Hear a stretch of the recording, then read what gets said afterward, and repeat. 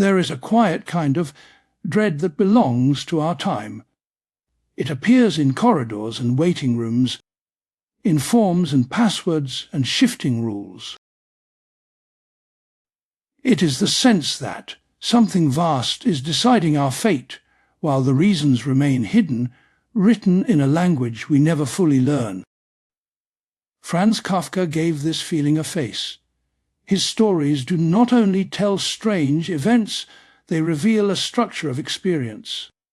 You are summoned, but never quite told why. Questioned, but never quite understand the terms.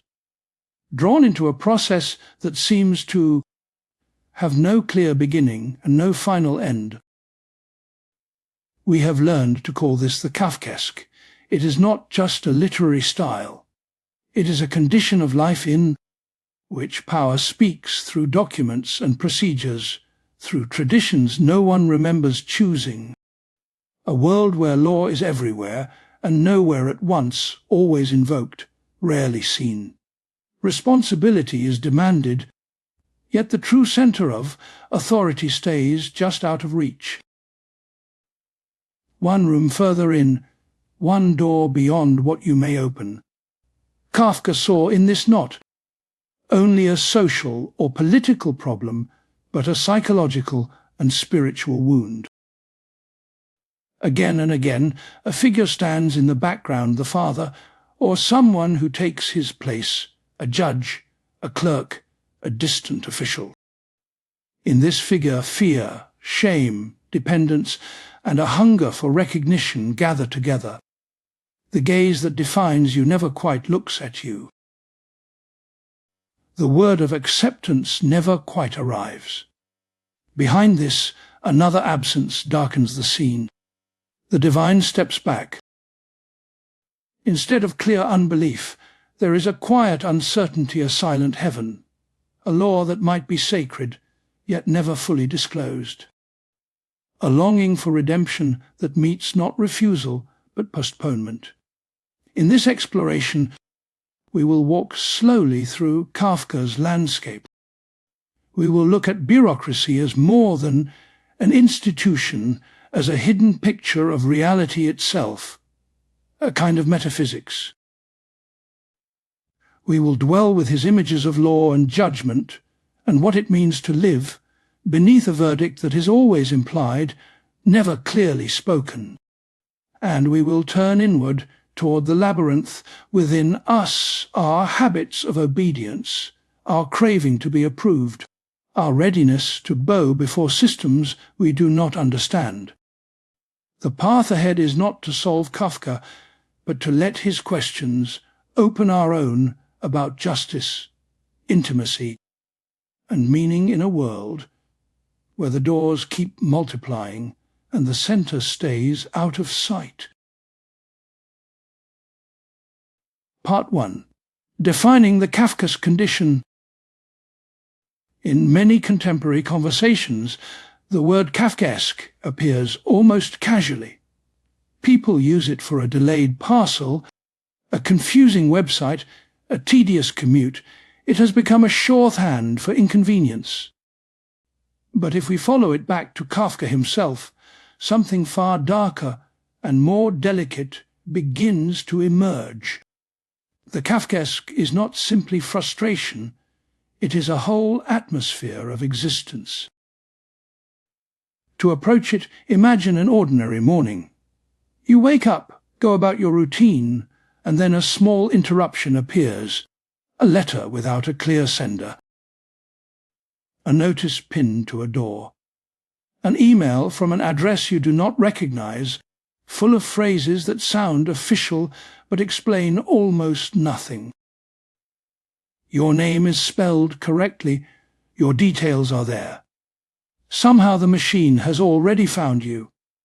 At first, you assume it is a mistake. You have done nothing wrong. You try to clarify, you call a number, write a reply, fill in a form. Yet every step you take leads only to another instruction, another department, another doorway. The more you comply, the deeper inside you seem to move. without ever reaching the person or principle that began all this. This is the outline of the Kafkaesque condition, a collision between the ordinary and the incomprehensible. Kafka places his characters in environments that look familiar enough: offices, courts, villages, boarding houses, and then quietly shifts the rules. The building is real. The furniture is solid. The officials have titles and desks and paper, and yet no one can tell you what law is being applied, what standard is being used, or what outcome waits at the end. One of the core features of the Kafkaesque is this radical opacity. Power speaks in documents, stamps, signatures, and procedures, but never in a clear, accountable voice. Joseph K., the bank clerk in the trial, is arrested without being told the charge.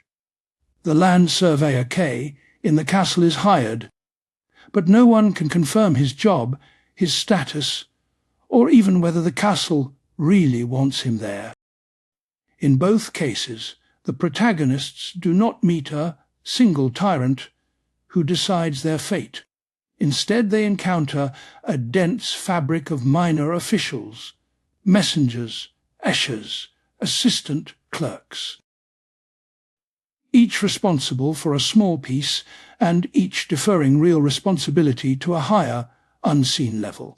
The second feature is a distortion of rationality itself. Rules exist, but they do not protect you. Procedures are followed, but they do not lead to resolution. Everything is justified in the name of order, regulation, or necessity, yet the chain of reasons never arrives at a clear foundation. We are not in a world without logic. We are in a world where logic has been turned against the people who must live within it. The structure of causes and effects is intact, but it no longer connects to human meaning. A third mark of the Kafkaesque is a peculiar mood, a blend of anxiety, shame, and impending doom. That arises even when no explicit threat is visible. Kafka's characters often feel guilty before they know why. They apologize in advance. They try to justify themselves, to be cooperative, to anticipate what will be asked of them. In this, Kafka captures something we recognize in our own lives. The way we internalize unseen expectations as if an invisible file were already open on us somewhere, waiting to be updated.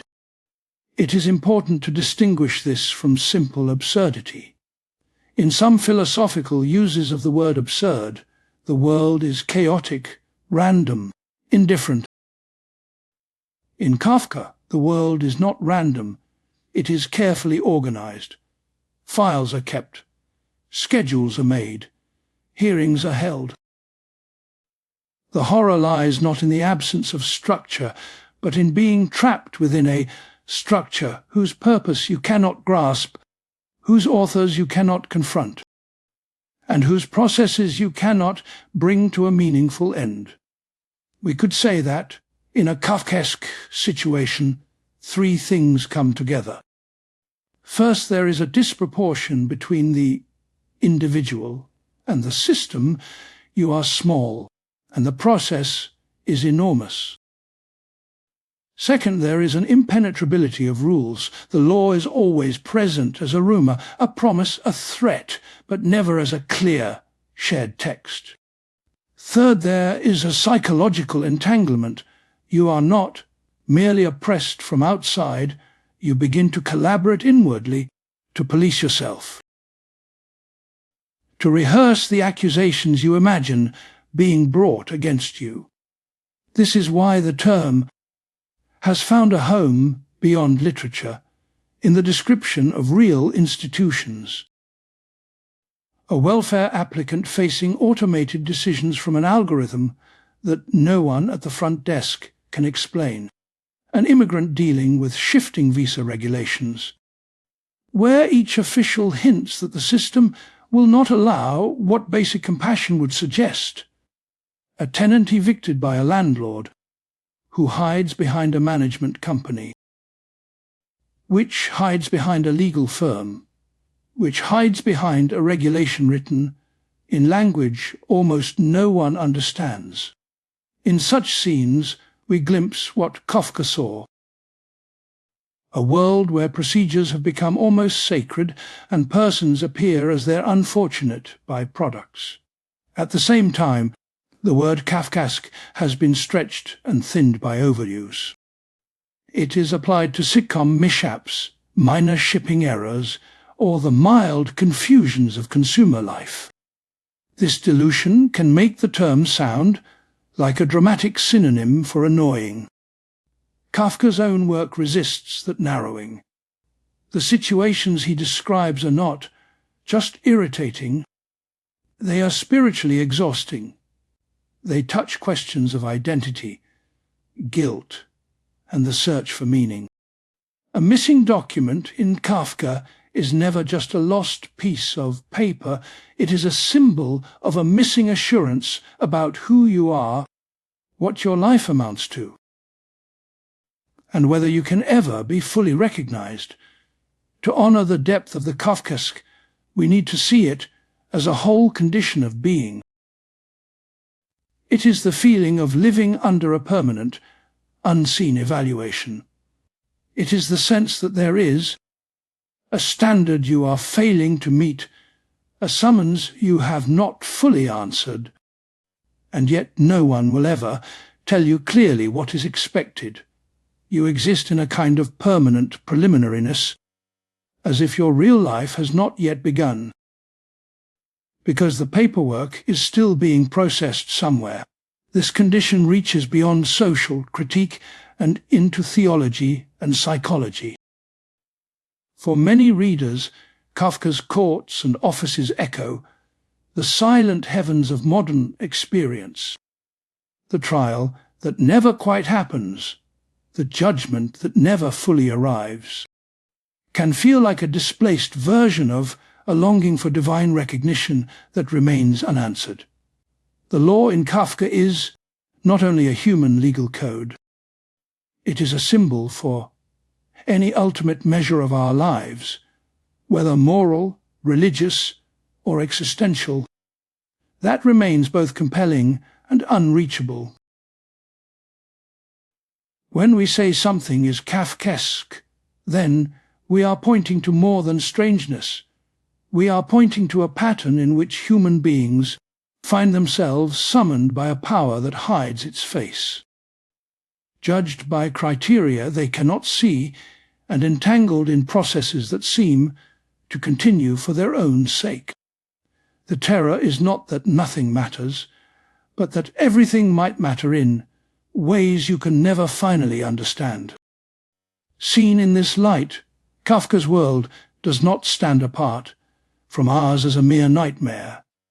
It casts a reflective light back onto the systems we inhabit every day. Workplaces, states, digital platforms, social rituals. It invites us to ask, when do our institutions become opaque to the very people they claim to serve? When do procedures lose sight of the human beings who move through them? And when do we ourselves become clerks of our own oppression, filing away our doubts in the name of keeping things running smoothly? To follow these questions further, we need to look more closely at one of Kafka's most persistent images, the machinery of bureaucracy itself. In his hands, it is never just background scenery. It becomes a vision of how the world is ordered, a kind of secular metaphysics. From desks and ledgers and corridors, he builds a picture of reality in which the ultimate principles are distant, the local authorities are confused, and the individual is left wandering between windows, looking for someone who can finally say, with authority, what is written in their file. Part 2. The Metaphysics of Bureaucracy. Across Kafka's pages, offices and corridors are not decorative settings. They are the very medium through which reality is experienced. To step into a courtroom attic or a village administration in his stories is to step into a vision of how the world itself might be structured, layered, impersonal, and endlessly deferred. Think of bureaucracy as Kafka presents it. There are files, registers, and case numbers. Officials have limited powers, quoting regulations but not altering them. Above them, higher officials, rarely seen, may or may not exist as people imagine. Somewhere a central authority is said to be, but remains out of reach. This is not only a political arrangement, it begins to feel like a map of being itself. In the trial, every attempt Joseph K. makes to clarify his situation leads him deeper into a maze of minor functionaries. He finds low-level courts in cramped tenement attics, crowded with accused people and overworked scribes. He meets officials who whisper about other officials, about sections and departments that lie further in, where the real decisions are made. Yet no one can bring him there. His path circles around hearing rooms, offices, and waiting areas. It is as if the centre of the system were not a place at all, but a constantly receding promise. The castle reveals a similar pattern. The castle itself hovers above the village, like an idea more than a building. Messages travel painfully slowly between the castle and the people. Files are mislaid, requests duplicated, appointments scheduled and then negated by later notices. The bureaucratic machine is not terrifying because it is efficient, but because it is self-perpetuating. Its mistakes become new sources of work. Its delays justify further delays. No one intended this, yet everyone participates. Kafka knew the textures of such machinery from the inside. For years he worked at the Workers' Accident Insurance Institute in Prague, handling safety regulations, compensation claims, and official reports. His daytime task was, in part, to translate human pain into administrative language, injuries into categories, lives into numbers, accidents into cases. He was diligent, conscientious, yet sensed the dissonance between suffering's depth and the cool tone of forms meant to address it. From this tension, a larger insight emerges. Bureaucracy is not simply a tool of the state or of capitalism. It is a way of organizing reality in which the personal is constantly converted into the impersonal. A worker's shattered limb becomes an entry in a ledger. A family's loss becomes a calculation of payments.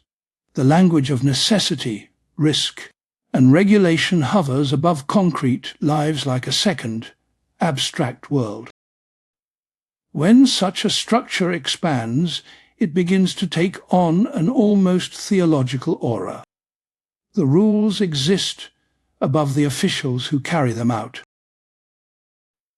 No one you can meet wrote them. No one you can see can change them. The clerks become a kind of priesthood, performing rites prescribed by texts they did not author. They interpret codes whose ultimate purpose they barely understand. The system is at once very human and strangely inhuman, as if it had its own momentum, independent of anyone's intentions. This is where Kafka's bureaucracy becomes metaphysical. It suggests that the deepest order of the world might resemble an office whose lights you can see, but whose doors you cannot open. You have a file there, you are told. Your life is being evaluated, processed, recorded. Yet all contact happens through intermediaries, letters, summonses, rumours of decisions made elsewhere.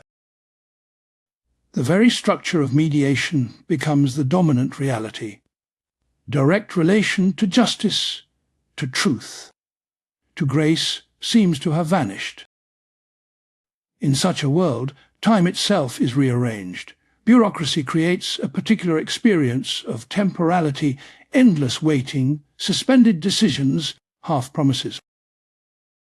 You are always on the verge of a resolution that does not come. A hearing is planned, then postponed. A confirmation is said to be on its way, but never quite arrives. The present becomes a narrow corridor between a problematic past and an anticipated future. Both are controlled by procedures you do not command. We can recognize this time structure in modern life. People wait for test results delivered through portals, for applications to be processed by unseen committees, for reviews to be completed by remote teams. The language varies, but the mood is similar. Your case is in the system. You must be patient. Further inquiries may only slow things down. What Kafka saw is how such waiting shapes the soul. It cultivates a mixture of dependence and resentment, obedience and quiet revolt. You learn to hope against hope that someone is reading your file with care. Another aspect of this metaphysics is the way it obscures responsibility. When decisions are made by the system, no individual feels entirely responsible. Each person is simply following procedure, complying with policy, obeying instructions. Harm, when it occurs, seems to emerge from nowhere in particular. In Kafka's landscapes, this diffusion of accountability is not a side effect, it is the very point.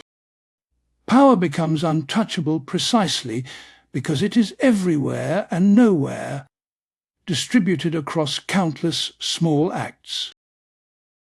This pattern has a psychological counterpart. Over time, individuals begin to see themselves as minor clerks within their own inner bureaucracy. They measure, assess and evaluate themselves according to standards they have not chosen. They keep internal records, successes, failures, infractions, debts. They wait for a kind of internal approval that never quite arrives. The outside system and the inner voice mirror each other, each reinforcing the other's dominance. Kafka's brief involvement with anarchist circles in Prague shows he was not indifferent to political responses. He attended meetings, read radical texts, marched in protests, yet he never became a doctrinal anarchist or revolutionary organizer. He remained all his life an employee of a state institution. This ambivalence is telling. Kafka's critique goes deeper than a call to replace one system with another. It touches something elemental in how modern humans relate to authority, order, and meaning. For Kafka, the question is not only whether these systems are just or unjust, efficient or inefficient. It is whether we have begun to see the world itself as a bureaucracy, a place where everything must be documented, classified, and justified before it can be considered real. In such a worldview, spontaneity, grace, and uncalculated kindness appear almost irrational, lacking a proper form. What cannot be entered into a record risks not counting at all. From here, the line between social administration and spiritual experience grows thin. The courts in the trial feel like echoes of a lost divine judgment, badly translated into paperwork. The castle feels like a blurred silhouette of transcendence glimpsed through layers of offices and files. The metaphysics of bureaucracy replaces a personal sense of ultimate meaning with a faceless order of regulations. You are no longer answerable to someone, you are answerable to something. To live under such a metaphysics is to inhabit a world where the highest words, justice, truth, law, even salvation, have been absorbed into procedures. They are invoked constantly but rarely embodied. The document becomes more real than the event it describes. The file outlives the person. The system continues, even when the case it once managed has long been forgotten. Within this vision, Kafka does not offer a simple escape. He does not provide a blueprint for a non-bureaucratic paradise. Instead, he lingers in the corridors, listens to the murmurs of clerks and petitioners, and records the strange mix of rationality and madness that arises when humans build systems too large for them to comprehend. His stories hold up a mirror to our own time, in which more and more of life passes through screens, databases, and protocols. Standing before that mirror, we can begin to ask difficult questions. What happens to our sense of self when we are primarily addressed as cases, users, clients, or data points?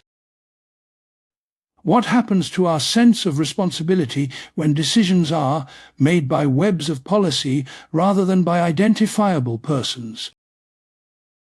And what happens to our longing for an ultimate just order when our deepest experiences of order come in the form of forms, reference numbers, and automated messages? Kafka's answer is not a theory, but an atmosphere. In that atmosphere, bureaucracy is not just an institution. It is a metaphysical climate, a way of being in which the centre of authority is always one office further in, one step higher up. The path to it is paved with procedures that never quite lead you there. Beyond those offices, we are told, lies the law. It is in the name of that law that everything is done. But when we ask what the law actually is, when we seek direct access to it, we find only another door, another gatekeeper, another postponement. Part 3. The inaccessibility of the law. Beneath the surface of Kafka's work, a single image returns again, and again a threshold that cannot be crossed. Sometimes it is a courtroom door that remains closed. Sometimes it is the invisible line between village and castle. Most hauntingly, it appears in the parable Before the Law. A man spends his life waiting in front of a doorway that is, in principle, open, yet never actually entered. The parable is simple on its face. A man from the country comes to seek access to the law. He arrives at a door guarded by a doorkeeper. The door is open and the doorkeeper steps aside. But when the man asks to enter, the doorkeeper says he cannot, at least not at this moment. It is possible, the doorkeeper suggests, but not now. The man peers in and asks whether he will be allowed later. It is possible, comes the answer again, but not now. The man decides to wait. He sits beside the doorway. He tries to bribe the doorkeeper with all he has. The guard accepts the gifts, but tells him he only does so that you will not think you have omitted anything. Years pass. The man grows old. He questions the doorkeeper about the law, about why no one else has come, about why entry is so difficult. Just before he dies, he asks one final question: why, in all these years, has no one else requested entry? The doorkeeper replies that this door was made only for him, and now it will be closed. The scene is quiet, almost static. There is no chase, no visible violence, no explicit sentence handed down. And yet the story carries a tremendous weight. It crystallizes Kafka's sense of a law that is at once near and unreachable, acknowledged as supreme, yet never directly encountered. The man is not forbidden forever, he is simply told to wait. The refusal takes the form of postponement. Here we can feel the uniqueness of Kafka's vision. The law in this parable is not a code we can read, nor a judge we can stand before. It is a presence that orders reality, but only through intermediaries who never fully unveil it. The doorkeeper is not the law. He is merely a minor official, himself subordinated to higher doorkeepers, and beyond them, presumably, to the law itself. But the man from the country never gets past this first layer. His entire life is spent in the antechamber of meaning. This image reaches far beyond legal institutions. For religious readers, the law may suggest the divine, a standard of truth and justice that we sense but cannot see. For others, it may represent the moral order, the demands of conscience, or even the elusive meaning of life. In each case, Kafka asks, what if the ultimate measure of our lives were something we could feel the pull of, but never quite approach? What if we lived forever in a posture of approach, without arrival? The inaccessibility of the law is not only spatial, as if it were hidden in a distant place. It is temporal. It is always a matter of not yet. The door is open, but you are not admitted now. You might be admitted later. You might be if certain conditions are met, if certain forms are filled, if certain hurdles are cleared. This eternal not yet creates a peculiar kind of torment. You are not rejected, but you are never accepted. You are held in suspense. In the trial, this suspense becomes a way of life. Joseph K. continues to work at his bank, to visit acquaintances, to pursue a love affair. All while his case quietly advances in a world of courts that he can never fully see. No final verdict is announced until the very end, when it comes without his having had a proper defense. The true law that judges him remains invisible. He deals only with its low-level representatives, its shabby offices, its tired clerks. The majesty of justice has been displaced into a murmur of distant procedures. What makes this so unsettling is that the law remains authoritative even when it is opaque. Joseph K. feels bound by his trial, even though no one can explain the charge. The man from the country feels commanded by the law, even though he never enters its domain. In both cases, the characters recognize a legitimate authority that never quite reveals its content. They sense that something absolute stands behind the doorkeepers and clerks, but they never reach it.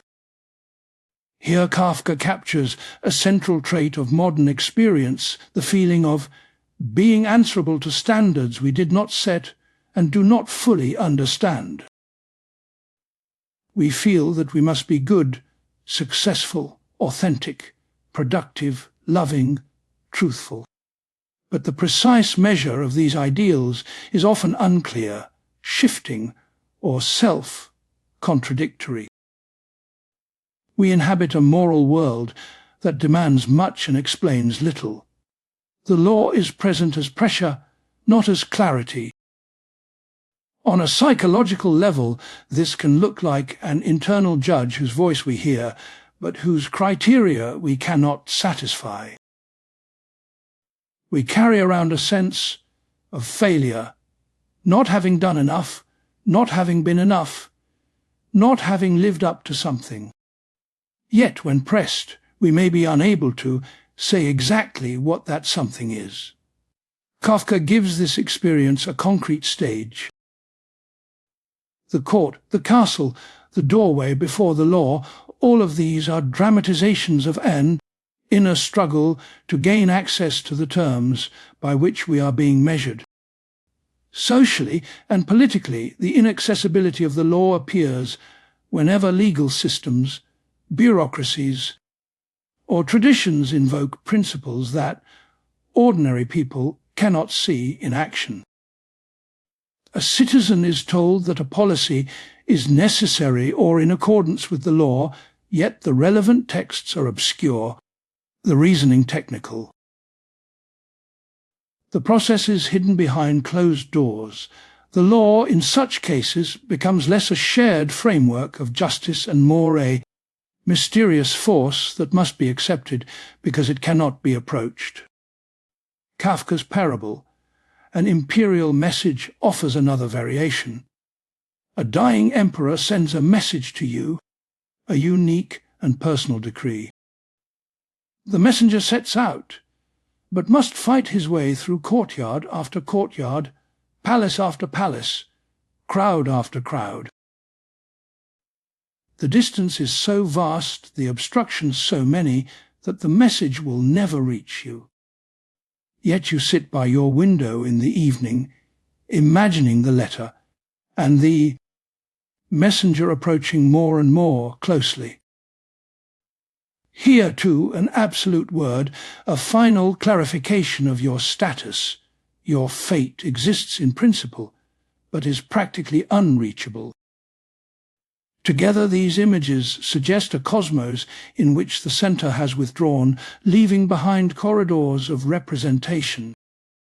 The law, the emperor, the ultimate judge, all remain conceptually intact, but experientially remote. We are left dealing with their deputies and echoes. We obey, wait and hope on the basis of promises that never resolve into presence. There is a cruelty in this, but also a subtle truth. Many of our deepest commitments are to things we have never fully seen: justice, love, God, freedom, authenticity. We feel bound by them without ever possessing a complete, final definition. Kafka refuses to offer such a definition.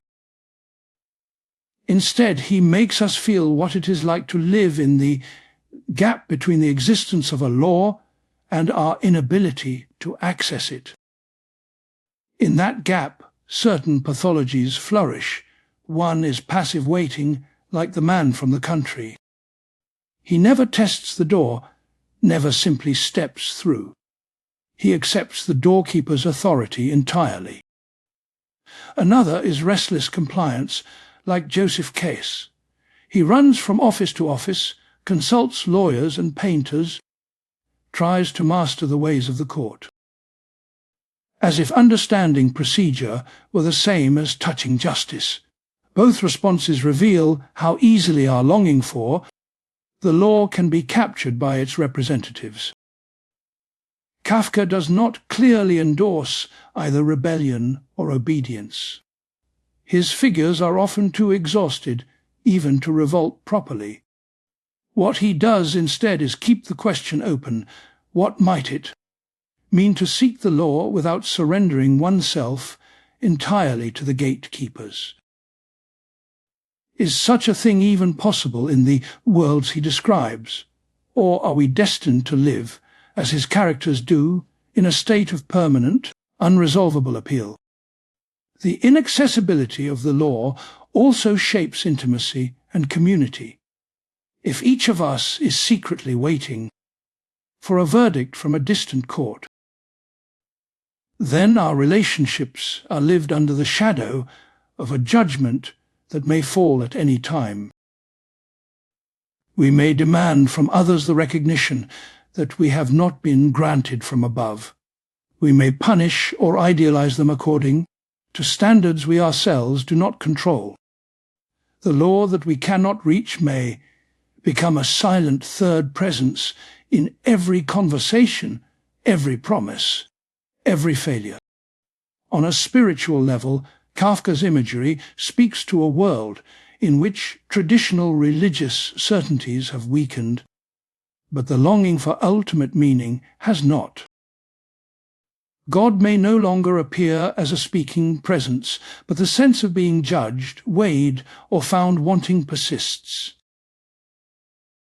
The heavens are quiet, the paperwork continues. In this silence, people can easily mistake the procedures of institutions for the voice of transcendence, or else collapse into a weary skepticism that trusts nothing at all. To stand before Kafka's closed doors is, therefore, to confront not just a literary puzzle, but a question about our own condition. How do we live when the standards that matter most to us are dimly perceived, unevenly applied, and never finally clarified? Do we spend our lives in front of a personal doorway, waiting for permission that may never be given? Do we run through endless corridors, hoping to find the one office where someone will finally explain the rules? Kafka offers no comforting resolution. Yet by making the inaccessibility of the law visible, he gives us a way to name a central feature of our time. We live under norms and systems that bind us without fully revealing themselves. We sense that our lives are being judged, recorded, and interpreted somewhere. In files, in memories, in conscience, in whatever lies beyond death, but we do not hold the key to that archive. In naming this condition, Kafka opens a path for reflection if the law, in its fullness, remains beyond us. Perhaps we can at least become more attentive to those who claim to speak in its name. Perhaps we can question the doorkeepers, the minor officials inside and outside us who would keep us eternally waiting. And perhaps, in doing so, we begin to see more clearly how guilt, authority, and the search for justification weave through our own days, long before any final door is closed. Part 4. Universal Guilt and Judgment. Under Kafka's gaze, judgment is never only a matter of courts and verdicts. It is a climate, a condition of being. His characters move through a world in which guilt seems to precede any specific act, as if simply existing under an unknown. Law is already a kind of offense.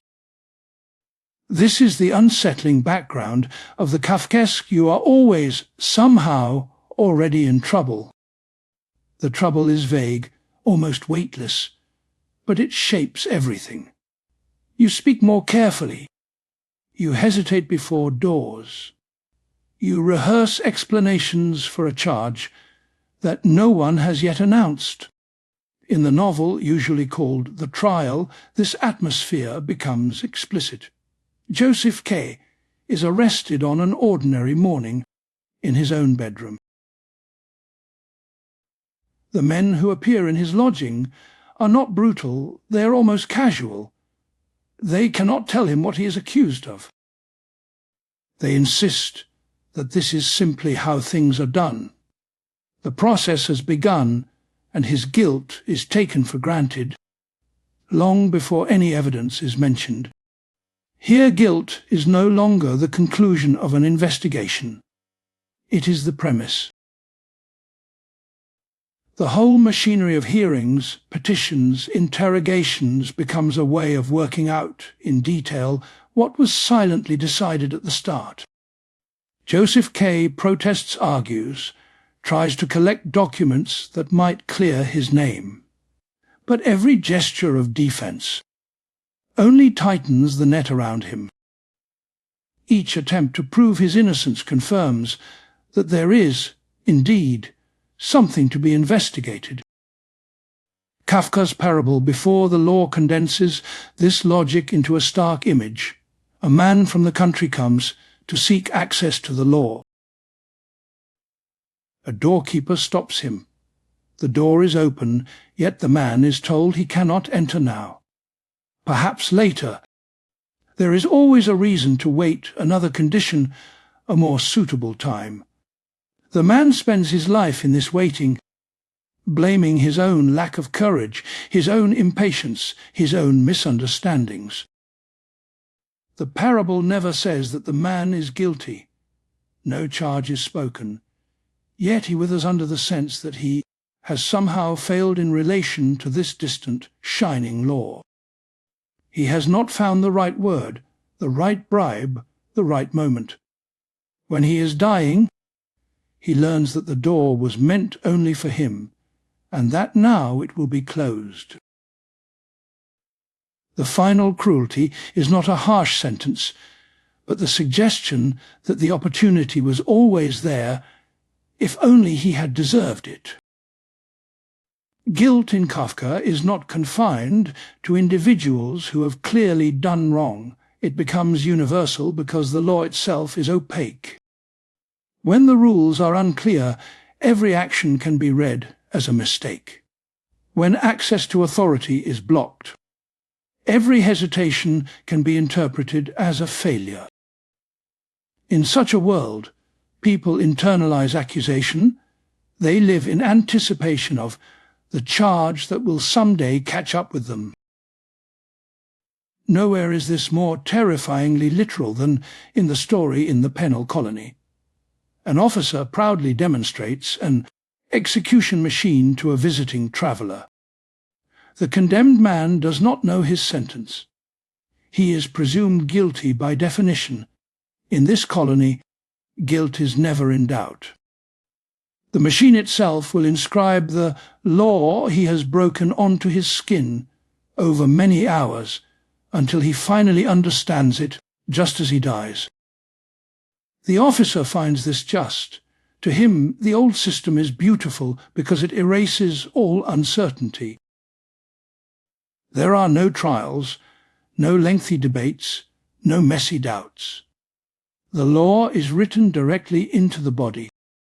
The condemned does not speak, he suffers, and his suffering becomes the text.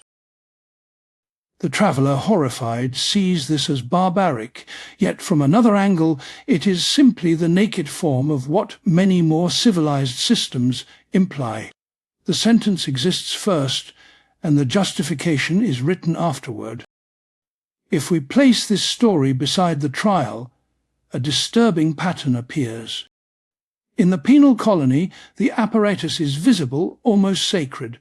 In Joseph K.'s city, the apparatus is scattered through attics and back rooms, hidden behind layers of officials. Yet the structure is similar, guilt is assumed, and the processes that follow only confirm it. Kafka gives us both the primitive and the modern face of the same spiritual structure.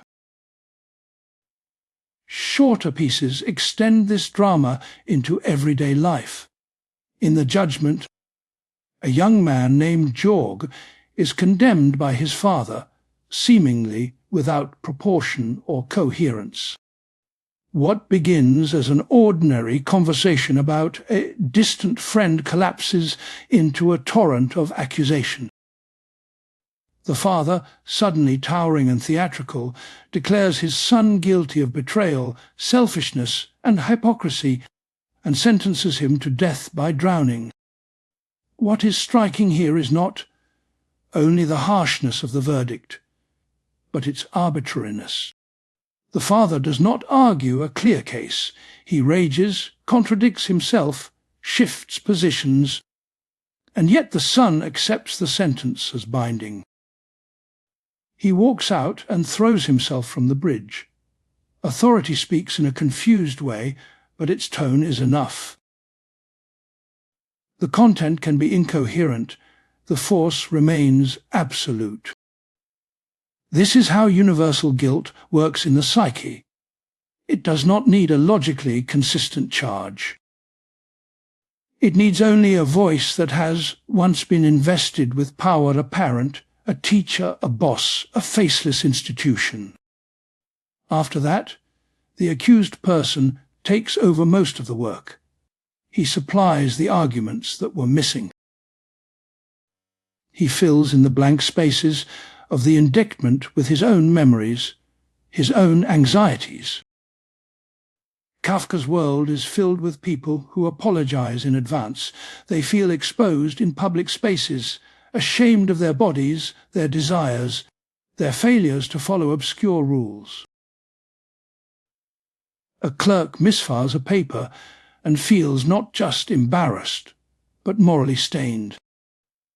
A son cannot meet his father's expectations and experiences this not as a simple conflict, but as proof of inner corruption.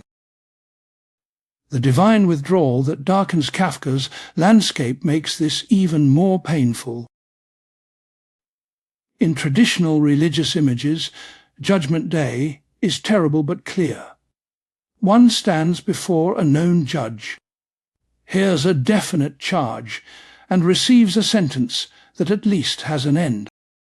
In Kafka, that scene has been scattered. The judge is nowhere and everywhere at once. Judgment has slipped out of time and now stretches across an entire life as a mood of vague indictment. Joseph K. longs for a proper trial. He wants the law to show its face, to declare the terms. He believes that if only the accusation were spoken plainly, he could answer it. This is a very modern hope, the hope that clarity saves. Yet Kafka doubts that such clarity will come. The priest in the cathedral tells Joseph K. the story of the man before the door of the law, and suggests that perhaps the law does not wish to be approached honestly. Perhaps its very nature is to remain inaccessible. In that case, the trial is never truly about facts. It is about posture, deference, and a willingness to recognize one's own nothingness before an unseen order. Guilt becomes the default position of the human being in relation to this hidden structure. You are born into a system whose rules you never signed, never fully know, and never completely fulfill. To live at all is to live under an implicit reproach. Kafka wrote in a specific time and place bureaucratic Prague, early industrial Europe, a Jewish minority in a multi-ethnic empire. Yet the pattern he saw has deepened in our own age. Our lives are surrounded by records and ratings, by invisible scores compiled from data we hardly notice giving away. Credit reports, background checks, algorithmic trust indexes. We suspect that somewhere, in some remote server, a file is growing that captures our worth in ways we cannot see. In such a world, it is easy to feel permanently evaluated. Every delay in a response feels like disapproval. Every automated message rejecting an application echoes as a moral failure. The legal metaphor that haunts Kafka, the trial without end, seeps into email inboxes, performance reviews, even social media metrics. We look for reassurance that we have not, somehow, fatally erred. What Kafka offers is not comfort, but lucidity. He shows what happens when judgment becomes disconnected from clear norms and transparent institutions, and yet continues to operate in full force within souls. His writing sketches the psychology of people who live under a verdict they can never fully hear, yet never stop trying to negotiate. To linger with Kafka is to become more sensitive to this climate of unspoken accusation in our own lives. It invites us to notice when we feel guilty without knowing why, when we apologize for simply existing, when we accept a standard we did not choose. and it raises a quiet, disturbing question: if the authority that judges us remains forever out of sight, at what point are we entitled to put the trial itself on trial? Part 5. The Tyranny of the Father Figure. In family stories, the father often stands for protection, stability, and law. In Kafka's universe, he also stands for something darker, a force that defines you while remaining fundamentally unreachable. The father figure in his life, and in his fiction, is not just a person. It is a structure of domination that moves inward until it speaks from inside the self. Franz Kafka's real father, Hermann, was a successful shopkeeper, loud, imposing, practical, proud of having risen from poverty. Franz, in contrast, was fragile, restless, and inwardly torn. The long letter he wrote to his father, never delivered, reads less like a simple complaint and more like a map of how tyranny can take root in a soul. The father, as he describes him, fills space with his voice, his judgments, his appetites. The child has nowhere to stand. What makes this power tyrannical is not simply harshness. It is that the father claims to be the measure of normality itself. His world is the real world. His standards are simply how things are. Being timid, sensitive, or physically weak is not just different, it is wrong. Under such a gaze, the child learns to experience his own traits as defects, as personal failures rather than as variations of human life.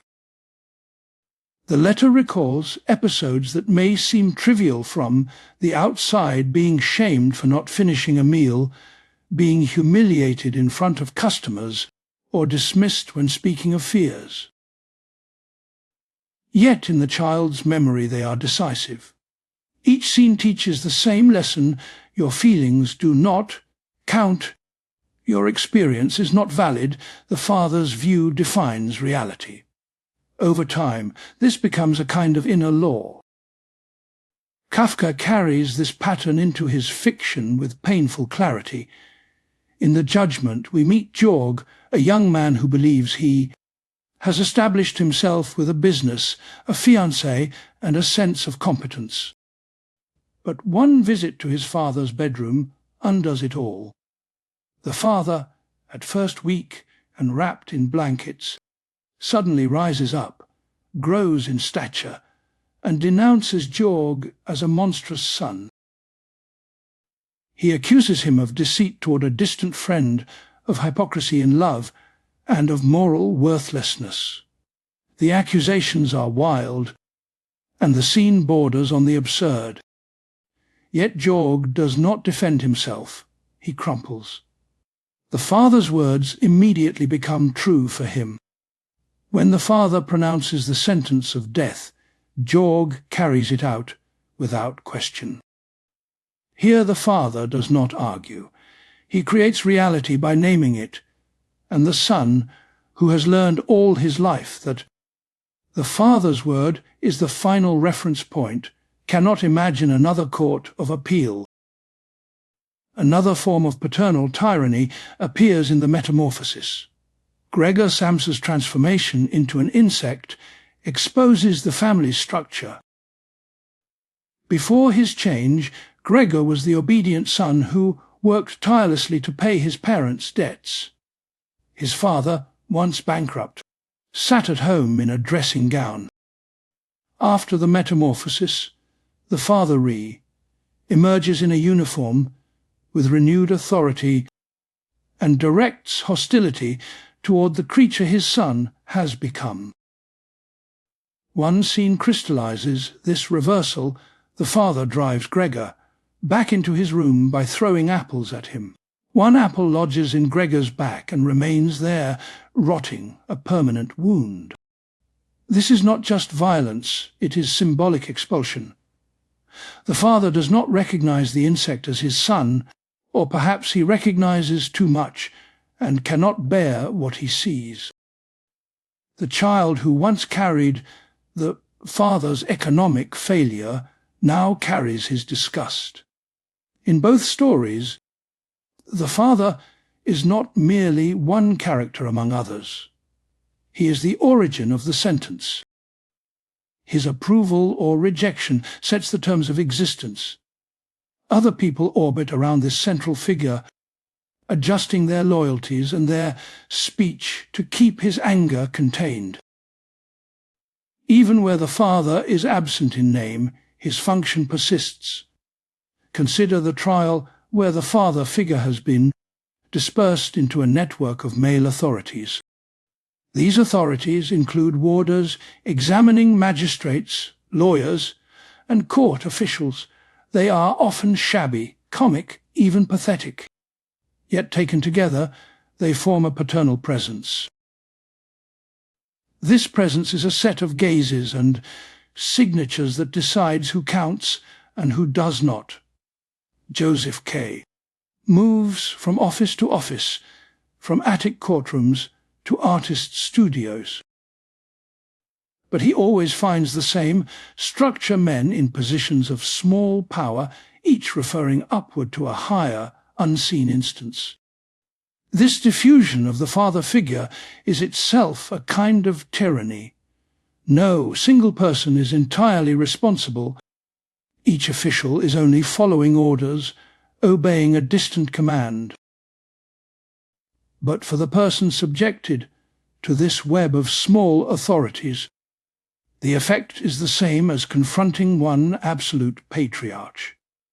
There is no outside, no neutral space where one can simply live without being measured. Kafka's diaries and letters show how deeply this pattern had entered his own inner life.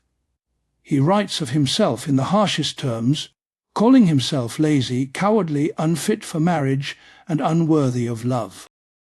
Even when he recognizes the injustice of his father's treatment, he quickly turns the critique back on himself. Perhaps, he suggests, the fault really does lie in his own weakness. In this way, the tyrant is internalized as a voice of self-condemnation. The same occurs in his relationships with women. In the letters to Felice Bauer and Melina Jasinska, we sense a man who longs for closeness, but also fears it as another tribunal. He imagines that marriage would expose his inadequacy, that daily life would reveal him as a fraud. The beloved becomes another judge before whom he must stand. He finds himself explaining his insomnia, his writing, his illnesses, begging to be excused from ordinary obligations. Tyranny of the father figure, then, is not simply a matter of male dominance in a family. It is a pattern in which recognition and condemnation come from the same place. The person you most want to please is also the one whose judgment you most fear. You become dependent on a source of validation that simultaneously crushes you. Kafka dramatizes this not only in the literal fathers of his stories, but in bosses, officials, priests, and even in the impersonal demands of work. There is also an unexpected ambivalence here. The tyrannical father is hated, but he is also desired. Joseph K. is enraged by the court, yet part of him longs for a final hearing, for a decisive yes or no. Georg fears his father's wrath, yet he obeys the sentence as if it offers a kind of terrible clarity. Kafka himself writes of craving a judgment that would settle his worth once and for all.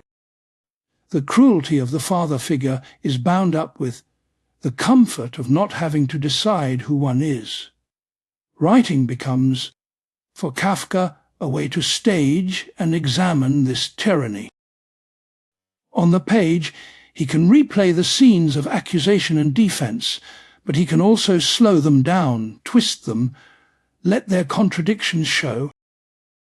The father expands into a labyrinth of courts and offices, becomes ridiculous through excess, or is revealed as small and frightened behind his bluster.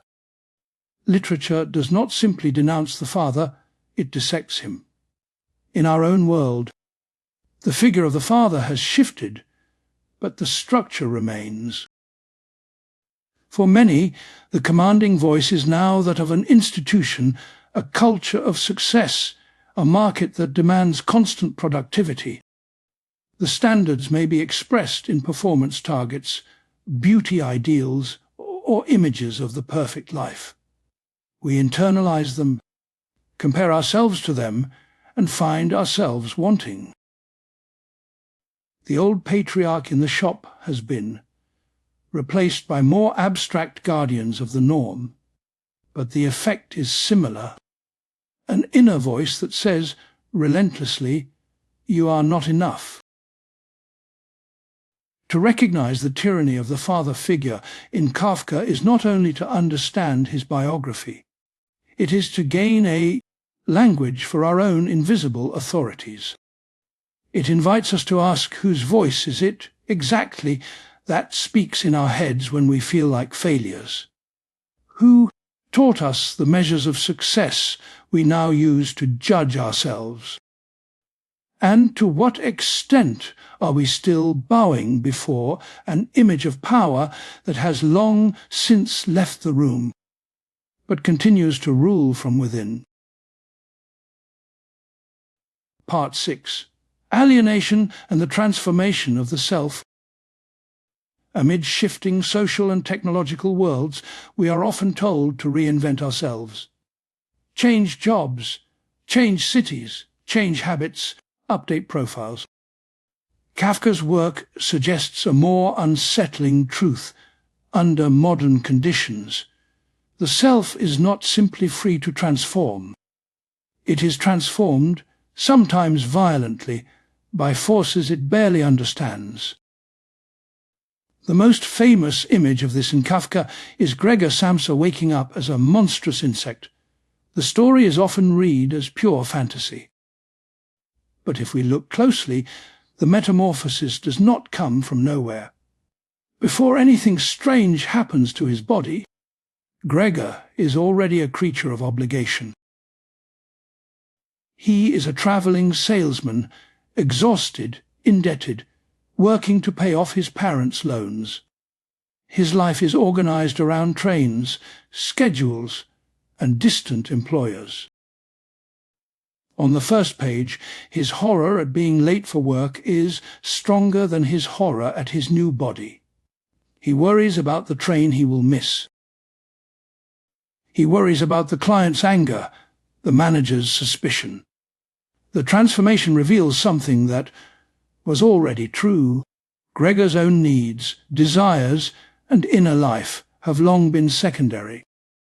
He has been living as a tool, a resource. Becoming an insect is less a fall than a literalization of his economic role. Alienation here is not simply loneliness or sadness. It is the experience of being turned into a function. Gregor's family loves him as long as he supports them. When he can no longer work, their tenderness evaporates. They feel trapped by his presence. The father attacks him. The sister insists the creature is no longer Gregor. His identity in their eyes was entirely bound to his usefulness. This is one of Kafka's most unsettling insights. Transformation of the self is often accomplished by others, through their gaze and treatment.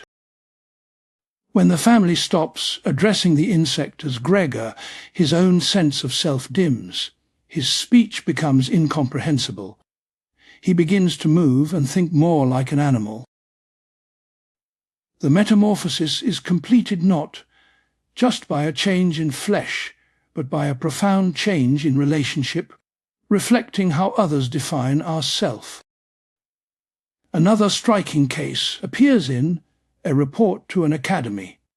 Here the narrator is an ape who has learned to behave like a human. Captured and caged, he realizes that the only way out is imitation. He studies his captors, learns their habits, copies their speech. In the report, he tells dignified scholars how he achieved his freedom by abandoning his original nature and becoming an acceptable member of human society. The story is darkly comic, but its structure is familiar. Under pressure, a being removes everything that does not fit the norm. The ape's transformation is celebrated as progress, even enlightenment, yet he describes it as a desperate narrowing of possibilities. He does not become more himself, he becomes legible to those who hold power over him. His freedom is a carefully managed adaptation to a hostile world. Here Kafka anticipates a form of alienation many experience today. The feeling that one's public self is a performance, a set of acceptable gestures and phrases. This is required to pass through institutional doors. The self becomes an actor before an invisible academy, constantly writing reports on its own progress, editing out what won't be approved. In A Hunger Artist, transformation takes another path. The fasting performer shapes his body into a kind of artwork. He sits in a cage, declining all food. Watched by guards and audiences for a time, his discipline is admired as a curious spectacle, a test of willpower. Yet the artist feels misunderstood. He insists that his fasting is not a show of strength, but an expression of never finding food he truly likes. His refusal is not heroic, but a sign of a desire the world cannot satisfy. Over the years, public interest fades. The hunger artist is moved to a circus, lost among more vivid attractions. He continues to fast beyond limits, until even the overseer forgets him. When he is finally discovered near death, he confesses his secret and is buried. In his place, the circus installs a lively panther. The panther's muscular body and obvious appetite draw crowds with ease, replacing the artist's subtle, unreadable message of profound, unfulfilled desire. This story shows another face of alienation. The hunger artist has transformed himself into an almost pure will, stripped of ordinary pleasures. He has turned his own body into a message that no one can read. The more perfectly he conforms to his inner demand for purity, the less the world can make sense of him. In the end, his identity vanishes, and a more straightforward, unconflicted animal representing simple desire takes his place. Across these works, the self is not a fixed core hidden inside, nor a freely chosen mask. It is something assembled at the intersection of bodies, institutions, family expectations, and the need to survive. Alienation arises when this assembly process goes wrong, when a person feels themselves becoming a stranger to their own gestures, seeing their own body as if from the outside. Kafka knew this from the inside. His years in the insurance office made him intimately familiar with bureaucratic routines, reducing human injury to numbers. His day job required him to translate concrete lives into files. In his notebooks, we sense the strain of living with two selves, the diligent official and the nocturnal writer. He feared that the office would consume him, yet he also feared that he could not survive without its stability. Such splits shape many of Kafka's protagonists. The land surveyor K in the castle arrives with a profession, an identity he can name. Yet the village authorities never fully confirm or deny his position. He is left in a limbo, where his role is always provisional. He works tirelessly to be recognized in the function he believes is his, but the system keeps him hovering at the threshold. Without that recognition, his sense of self frays. Modern life multiplies these thresholds. People change careers, alter digital personas, migrate between cultures. Each passage demands a partial transformation. Some changes are liberating. They allow old constraints to be shed. But Kafka warns of the cost when every belonging is conditional. He warns of the cost when every identity is granted by an institution that can revoke it without explanation, leaving one vulnerable. A quiet spiritual dimension runs through this as well. In older religious worlds, the self was often anchored, in a relation to the divine, to a stable, sacred order. In Kafka's time, that order is retreating. The gate of the law stands open and yet inaccessible, a symbol of elusive meaning. People search for new centers: nation, party, profession, family, art. But these centers are shifting and often contradictory. The result is a self that is constantly reconfigured, yet rarely at home, perpetually seeking an anchor it cannot find. Kafka does not offer a formula for reversing this alienation.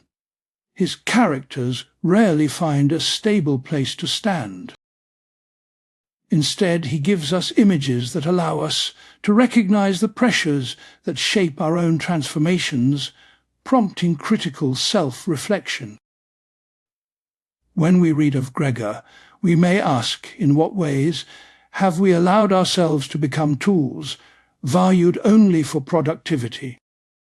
When we hear the apes report, we may ask, what parts of ourselves have we shaved away to seem acceptable? When we watch the hunger artist fade, we may ask, where have we turned our deepest needs into private disciplines that no one can share? To stay with these questions is already a form of resistance. It means refusing to take our current shapes entirely for granted. It opens the possibility that some transformations can be refused, that some alienations can be named and gently undone. Kafka's bleakness is real, but so is his clarity, by showing how the self is twisted by opaque systems and hungry gazes. He invites us, in whatever small spaces we have, to become more careful custodians of who we are becoming, resisting external pressures. Part 7. The Commodification of Human Life. Inside modern life, value often arrives with a price tag already attached. Time is counted in billable hours, attention in clicks, bodies in premiums and payouts. We are taught, quietly and early, that a life is not simply lived, but measured, assessed, and exchanged.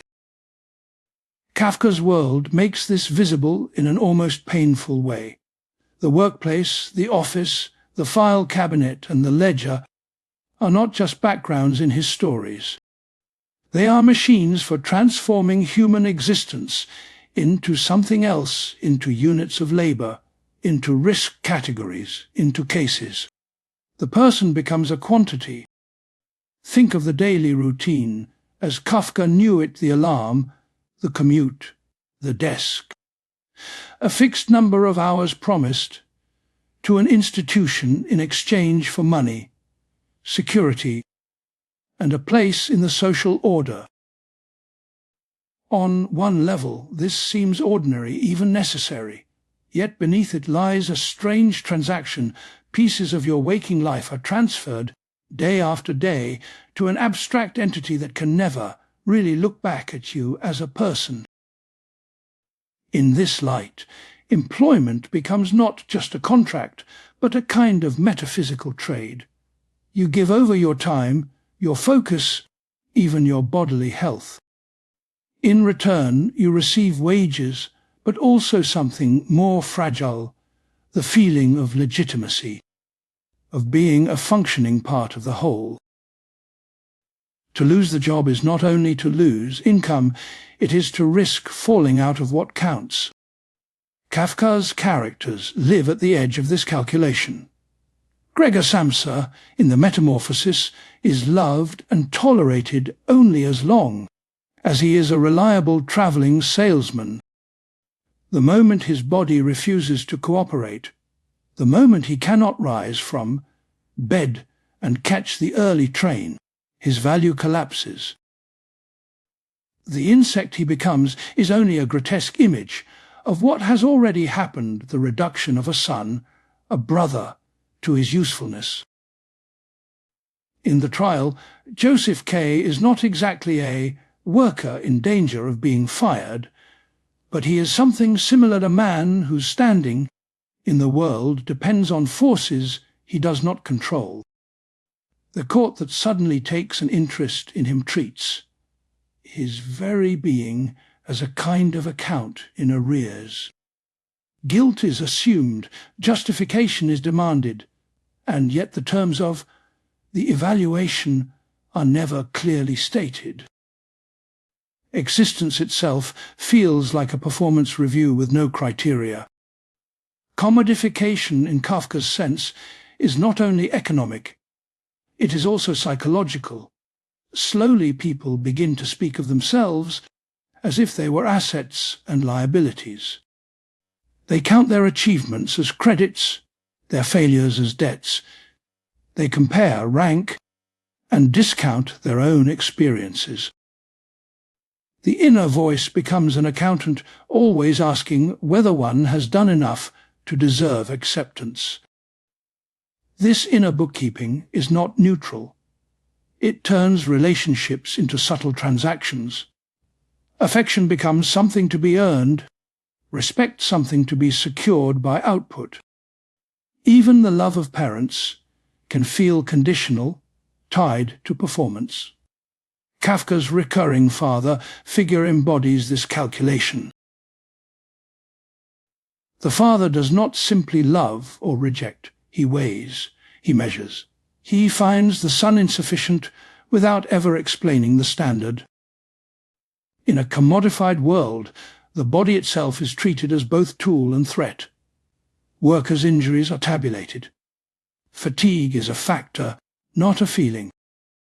Illness becomes a disruption to productivity, an event to be processed through forms, inspections, and compensation schedules. Suffering is translated into numbers, into payouts, into actuarial language. At one level, this can protect people. At another, it can strip their pain of mystery, turning it into yet another line item. Kafka is sensitive to the spiritual cost of this translation. When life is constantly converted into data, claims, and categories, something intimate is lost. Moments of joy or despair become difficult to honor simply as experiences. They must also be justified. Can you afford them? Do they contribute? Are they useful? Even leisure is quietly turned into recovery time, an investment in future work. Under such conditions, selfhood becomes precarious. If your value is always being tested, if your worth is always provisional, then you never fully arrive in your own life. You are always on probation, always needing to prove again that you belong. This is one of the deepest notes in the Kafkaesque mood, existence as an unpaid bill, a standing obligation that never finds closure. The commodification of human life is also a transformation of time. Instead of unfolding as a story, time becomes a resource. Hours are chopped into shifts, deadlines, targets. The question is no longer, what does this day mean, but how can this day be used? Night for Kafka becomes almost sacred, not because it is restful, but because it is the only portion of time not immediately claimed by the market. It is the stolen interval when writing can happen even if the body is already exhausted. In such a landscape, the boundaries between external and internal power blur. The employer, the institution, the state do not simply impose demands from outside. Their logic is absorbed, repeated, and enforced within the self. Guilt for not working enough, shame for not achieving enough, fear of becoming redundant, these are no longer just social pressures. They become private torments. Yet Kafka does not merely condemn this world. He studies it. He traces how systems that began as tools for managing risk or organizing labor gradually come to define the meaning of a human life. Insurance bureaucracy, professional status, all these are responses to real vulnerabilities. But in his stories, they swell to fill the sky, becoming a substitute for any higher or deeper measure of value. When the sacred recedes, the market and the office step in to answer old questions in new languages. Am I justified? Am I secure? Am I seen? But the answers they provide are always temporary, always conditional, always subject to the next assessment. The result is an anxious existence in which the most intimate sense of self must constantly be re-earned through performance. The commodification of human life, then, is more than the sale of labor. It is a quiet redefinition of what it means to exist at all. You are no longer simply a soul or a citizen or a child of God. You are a bundle of potential outputs, risks and scores. Kafka's great insight is to show how deeply this reaches into the psyche, how thoroughly it shapes not only our circumstances, but our sense of who we are allowed to be. In that light, the figures wandering through his corridors and waiting rooms are not just victims of a cruel system. They are mirrors held up to us in a world where life is increasingly counted, compared, and converted. Their confusion, their shame, and their unending attempts to justify themselves ask a quiet question. What would it mean to step outside these terms of value and to be human in some other way?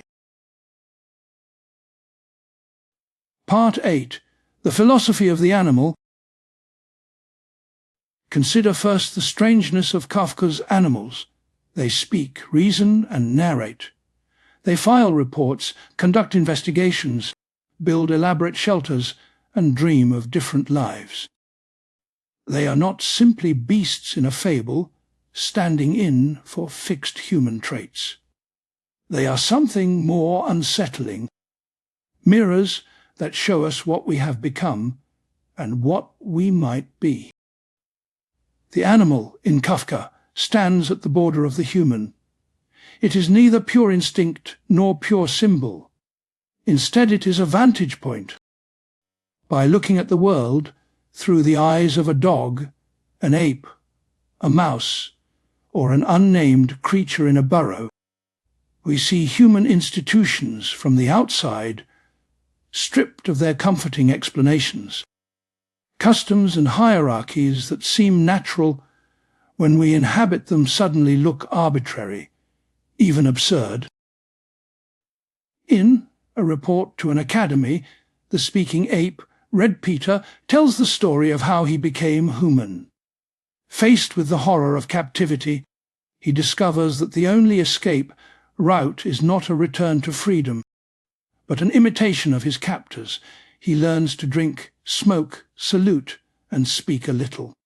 Step by step, he acquires the gestures that society recognizes as civilized. Yet behind his speech, the ape remains aware of the bargain he has made.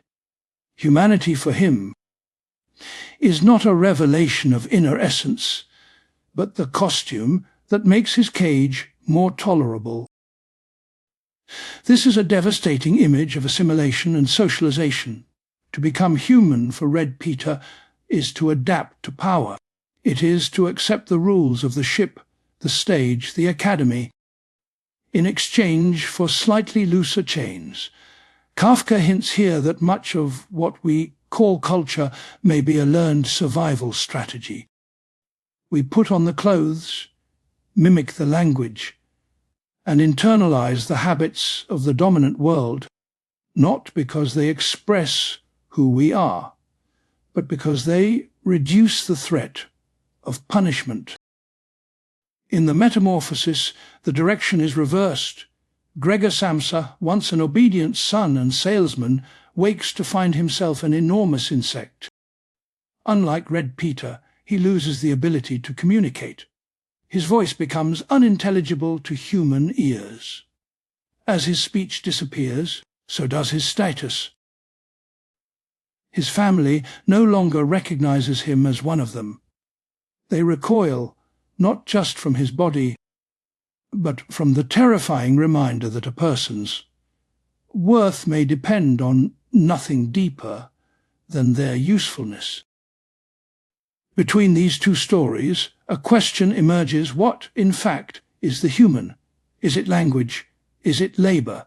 Is it the ability to enter contracts, to obey schedules, to contribute to the household or the state?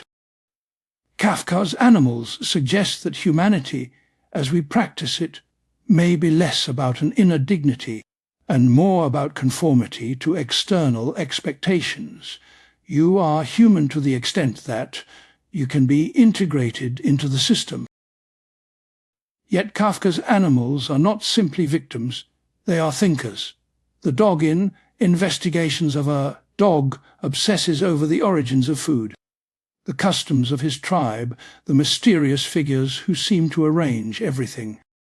He performs, in his own way, philosophy, and yet, like Kafka's human protagonists, he never quite accesses the center of the order he studies. He is surrounded by rituals he does not understand, dependent on powers whose nature he can only guess at. The animal here is a philosopher trapped inside a limited perspective.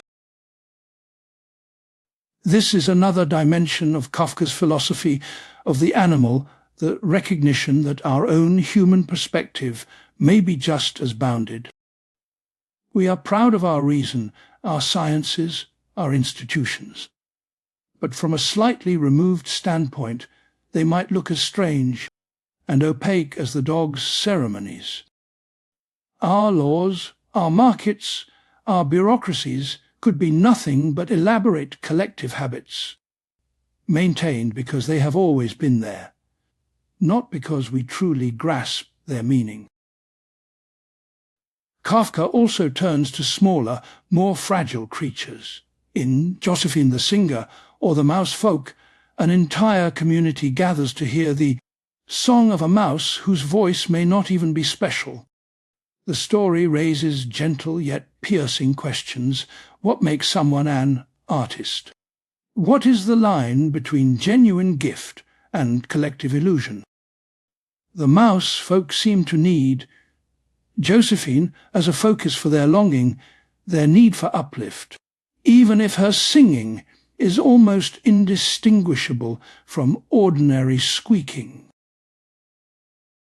Here the animal is woven into questions of art, fame, and community. By choosing mice instead of humans, Kafka lowers the stakes and, paradoxically, sharpens them. The ridiculousness of rodents venerating one of their own reveals how much of human admiration rests on fragile agreements. We decide, together, that a certain voice matters, that a certain performance is transcendent, and then build our emotions around that decision. There is also the creature of the burrow, who spends his existence building and inspecting an intricate system of tunnels, both proud and terrified.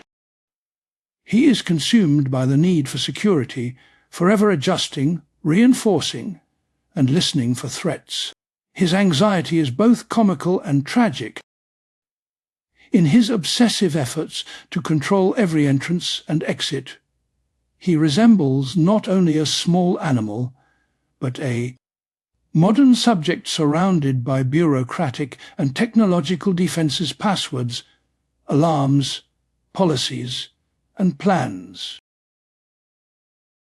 Through these animals, Kafka approaches a central anxiety of his age, which is also asked the loss of any simple belonging to nature.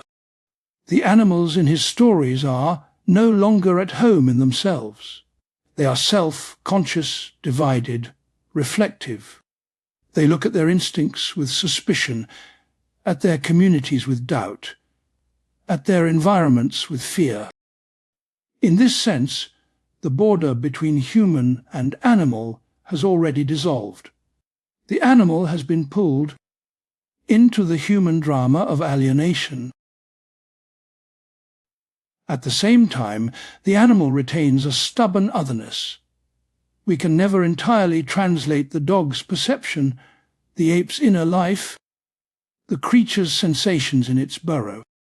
There is always a residue of opacity, of unbridgeable difference.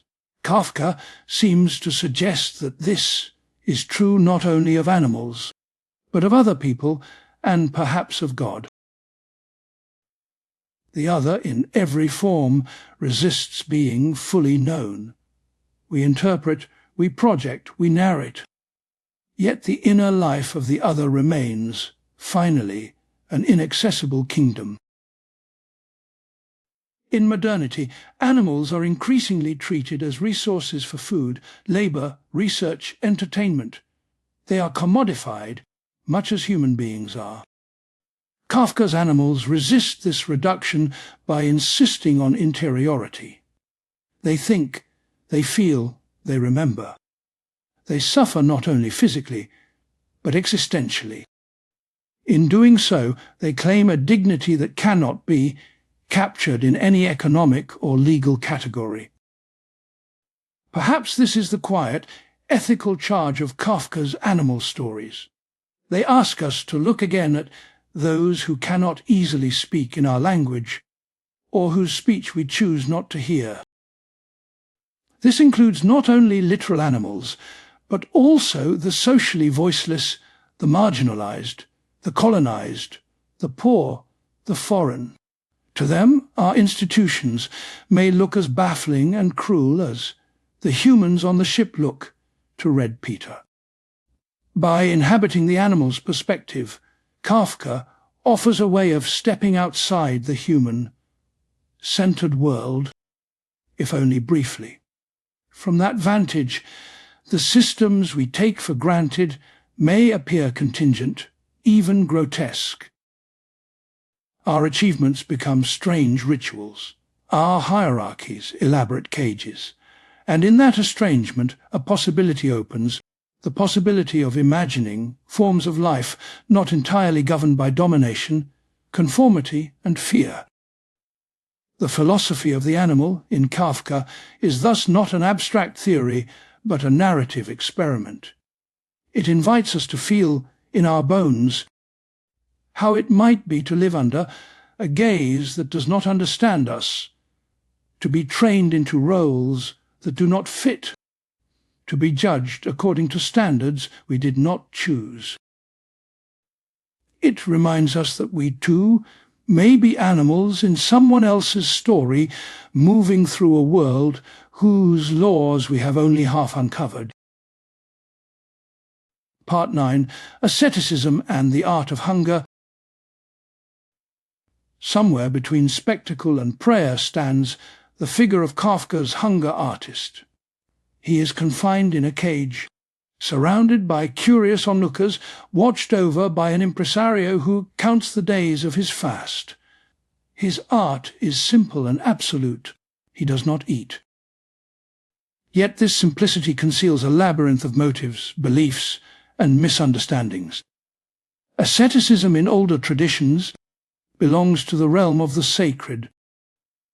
The monk who fasts, the hermit who withdraws, the saint who mortifies, the flesh does so, in search of purification or union with the divine. Hunger becomes a path, a discipline of desire. The body is trained so that the soul may awaken. But in Kafka's A Hunger Artist, something decisive has changed. The meaning of fasting is no longer shared. The crowd that comes to watch is not a community of faith. It is a public seeking novelty, entertainment, distraction. The hunger artist insists that his fasting is not a trick, not a mere performance. He wants to be recognized as genuine, as someone who has devoted his whole being to a single, radical practice. Yet he is dependent on others to certify this authenticity. Overseers check the straw. Witnesses testify that he has not secretly eaten. His very art of self-denial requires a little bureaucracy of verification. In this, Kafka shows how even the most personal, inward renunciation can be captured by external structures. The artist's refusal to consume becomes, paradoxically, a commodity. Tickets are sold, posters are printed, newspapers report the length of his fasts. His emptiness is packaged and circulated.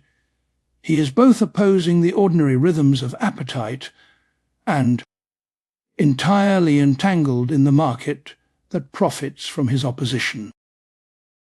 Over time, the public's interest fades. New amusements appear.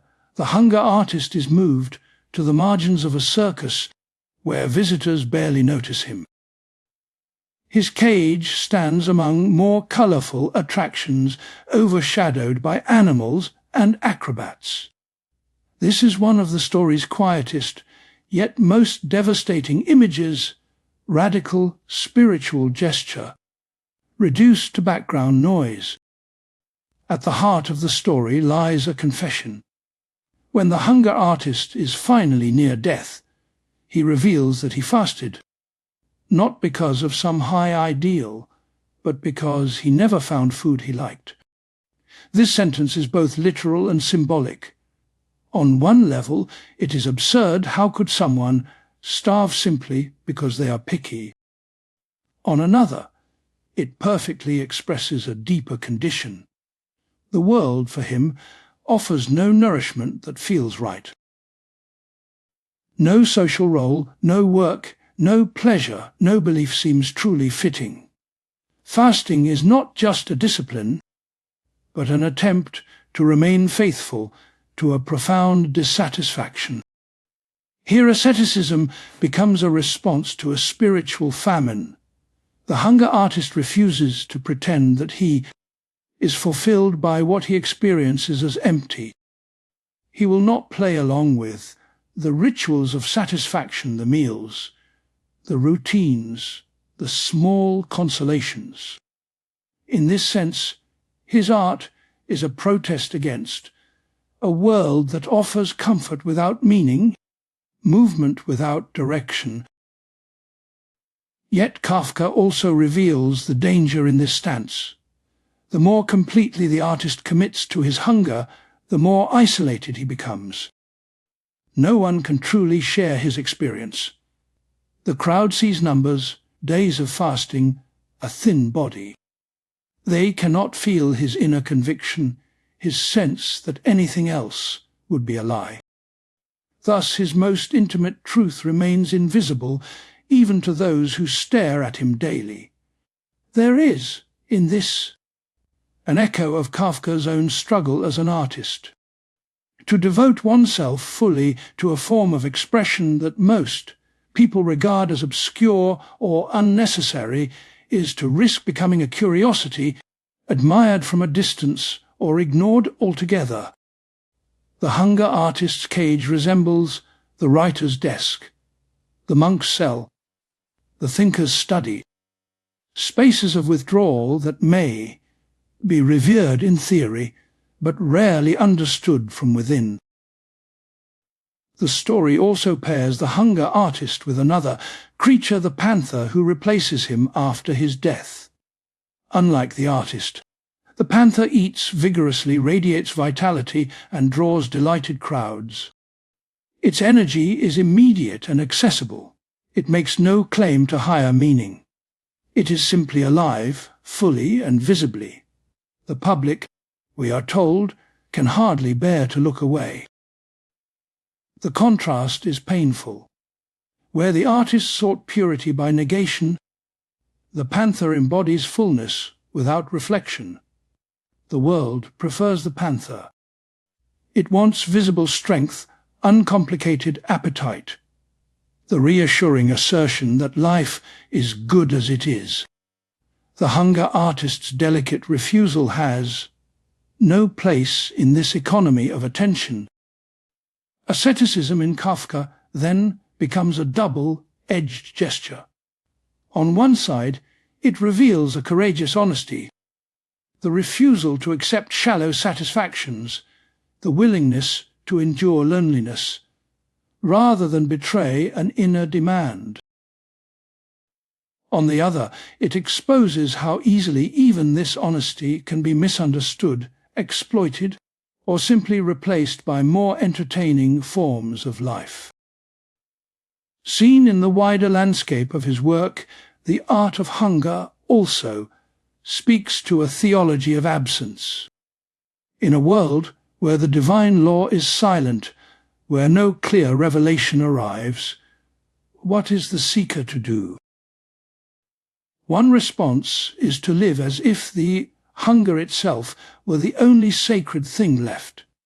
If no food is worthy, then the refusal to eat becomes a form of fidelity to a missing feast. The body becomes the altar on which this fidelity is inscribed. At the same time, Kafka shows that the body cannot sustain this indefinitely.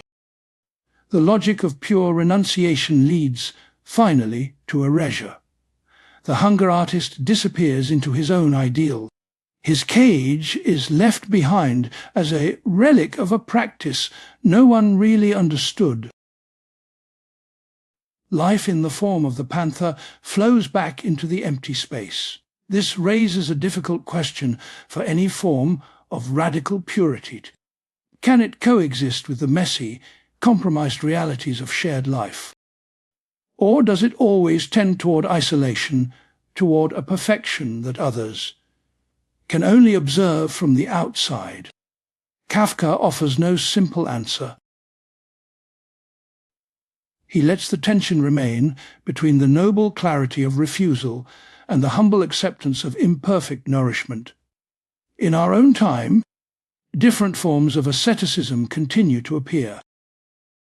Strict diets, extreme productivity regimes, digital detoxes, minimalist lifestyles, many of these carry a quiet echo of the hunger artist's gesture. They promise a release from confusion and excess, a return to some imagined simplicity. But they, too, can become performances curated for others, marketed and monetized. The art of hunger, as Kafka presents it, asks us to look beneath the surface of such practices. What hunger is being expressed? What dissatisfaction is being honored or denied? Is the renunciation a way of facing the emptiness at the center of modern life, or a way of turning it into a consumable image? And how might we acknowledge our hunger for meaning without turning either our bodies or our souls into cages for display? In the end, the story does not encourage us simply to side with the hunger artist or with the panther. Instead, it leaves us in the uneasy space between them. We recognize the truth in the artist's claim that much of what is offered to us is not truly nourishing. We also recognize that life requires some form of acceptance, some willingness to eat, to share, to be part of a world that will never perfectly match our longing. Asceticism and the art of hunger, in Kafka's hands, become a way of holding this paradox open. To feel the hunger is to feel alive to what is missing. To eat is to admit our dependence on what the world can give. Between them lies the fragile art of living, neither numbed by false satisfactions nor consumed by an ideal that leaves no room for the imperfect, the ordinary, and the still meaningful sustenance of a shard, unfinished existence. Part 10. Technology and the Script of Pain.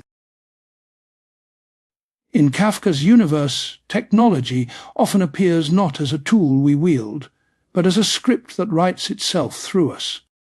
Machines arrive already justified, already revered. Their purpose is announced as self-evident, their workings mostly obscure. What matters is not that we understand them, but that we submit. Nowhere is this clearer than in the image of a device that inscribes guilt directly onto the body. A machine that knows the sentence before the condemned does. A mechanism so intricate, so carefully tended, that it becomes an object of devotion for the officer who serves it. Around it, a whole order has silently formed, habits, oaths, procedures. The machine has become a kind of scripture, and pain is its alphabet. In this kind of world, technology is not neutral. It is a theology in metal and gears. The device does not simply kill, it reveals. It exposes an invisible law by carving it into flesh. There is almost a tenderness in the officer's care for the machine, a priestly zeal. He cleans it, defends it, explains its history. To him, the apparatus is more just than any human judge, because it never doubts and never wavers. Its cruelty is, in his eyes, a higher kind of clarity. But the visitor, looking on, feels only unease. He does not fully grasp the code by which this operation has been deemed necessary, or the chain of authority that sustains it. All he can see is a person bound, a device humming, a script of pain being executed in the name of a law that no one troubles to question. The law is simply there, like gravity. What remains open is the choice of whether to look away or to let the sight of it disturb something deeper. This is a pattern that stretches far beyond any one story. In Kafka's world, the most frightening machines are not always those with teeth and blades. They are the ones made of paper and ink. Filing systems, offices, ledgers, timetables. Devices for sorting, categorizing and deferring. We might walk past them without a second thought, yet our lives bend around their decisions. A stamp on a document, a number assigned, a form misfiled or lost. Nothing spectacular occurs, and yet entire futures are silently redirected.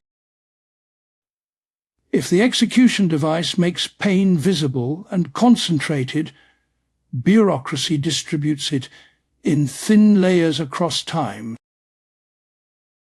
A denied permit, a delayed request, an inscrutable policy. No blood is spilled, yet a constant low ache sets in. The person is not cut open in a single moment of horror. Instead, they are worn down, made to wait, to explain themselves again and again, to prove their existence to systems that never quite acknowledge it. The body remains intact, but the sense of self is gradually inscribed with a message. You do not quite belong here. In our own age, this script of pain has migrated into subtler architectures. The machines are smaller, quieter, and omnipresent. They live in our pockets, on our desks, in the server rooms of distant cities. Algorithms decide what we see, how we are ranked, which doors may open. We carry identification numbers, credit scores, health profiles, behavioral metrics. Each of these is a line of text in a scattered dossier that describes us more authoritatively than our own words ever do. We rarely witness the moment of judgment. A recommendation system withholds certain opportunities. An automated system flags a transaction, rejects an application, routes us into a slower lane. Somewhere silently, the machine has answered a question about us. Are we trustworthy, desirable, relevant? We are informed only by the consequences. The script of pain is no longer carved into flesh. It unfolds as an accumulation of small exclusions and frictions. Kafka helps us see the spiritual dimension of this condition. Technology here is not just a set of devices, but a way of organizing reality. The script that the machine follows resembles a sacred text that no longer has interpreters, only technicians. Those who operate the system may not fully believe in its justice, yet they keep it running. They adjust settings, maintain parts, optimize performance. Their duty is not to ask why the law is written as it is, but to ensure that it is applied consistently. The officer in love with his apparatus is in this sense a mirror of our own tendencies. We too can fall into reverence before systems whose violence we rationalize because they appear orderly. A policy that harms can be defended if it is administered evenly. An algorithm that discriminates can be excused if it is efficient. In the shadow of such machines, moral responsibility seeps away from individuals and settles into procedures. It is regrettable, we may say, but this is how the system works. Pain becomes data. Suffering is translated into statistics, side effects, necessary trade-offs. We do not watch a body being carved. We read a report about lowered costs, improved throughput, increased compliance. The more abstract the metrics, the easier it becomes to forget the people whose lives are bent to fit them. Kafka's imagery strips away this abstraction and returns us to the core question. What does it mean to permit a mechanism to inscribe meaning on a human being? At the same time, technology in Kafka is often unreliable, prone to breakdowns and misfires. The machinery jams, misreads, damages itself. The bureaucracy loses files, misdirects letters, forgets entire cases. This unreliability is not comforting. It does not liberate the characters, it multiplies their anxiety. A stable machine, even a cruel one, at least offers predictability. A malfunctioning one combines power with caprice. You may be crushed by a system that was not even functioning as intended. Here we glimpse another layer of pain, the pain of arbitrariness. It is not only that the rules are harsh. It is that they shift, disappear, or reappear without warning. People who live under such conditions learn to over-explain, to rehearse their justifications, to anticipate every possible accusation. They become self-administering machines of caution, preemptively limiting their own movements. The script of pain is now partly external, partly internalized. The device on the table has been joined by a second device within the mind. Our contemporary relationship to technology often carries this same double register. We are both user and used, operator and subject. We configure our own feeds, but according to options pre-selected for us. We type into forms that dictate what can and cannot be said. Our creativity and expression move through platforms that quietly record, categorize, and monetize them. We are free to speak, yet what we say is collected as fuel for more precise forms of influence. The Kafkaesque detail is not only the power of these systems, but the obscurity of their authorship. Who exactly wrote the code of this machine? Who decided which variables matter, which thresholds trigger punishment or reward? By the time the apparatus appears in the story, its designers are gone or never named. Responsibility recedes into past decisions that can no longer be traced. All that remains is maintenance. To live under such conditions is to inhabit a paradoxical faith. We do not believe that the system is good, yet we behave as if it were necessary.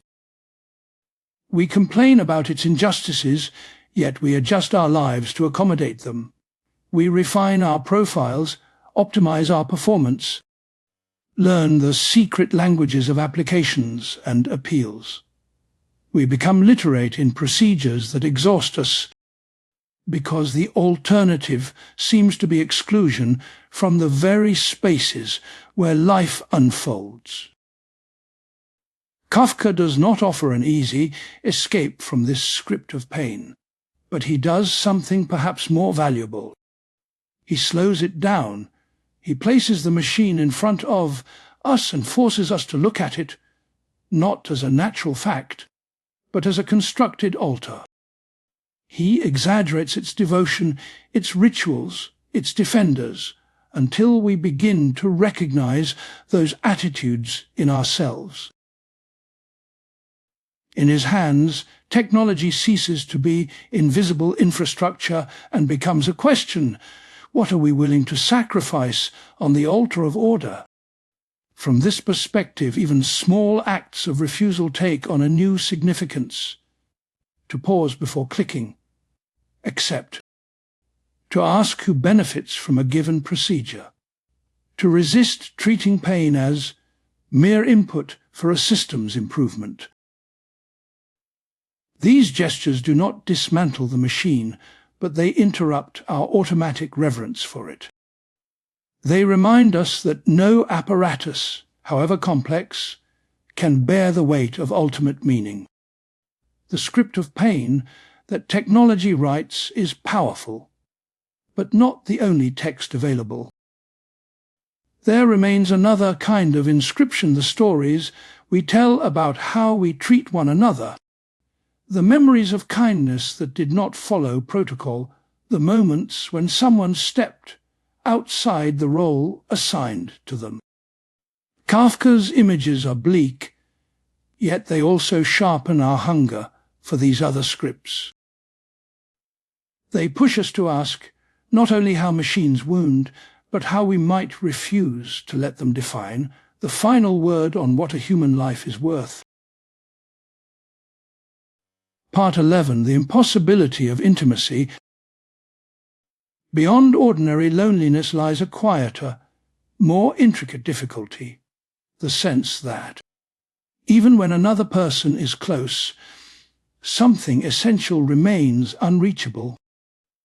Two people may sit across from each other at a table, write letters every day, share a room or a life, and yet feel as though a pane of glass hangs between them.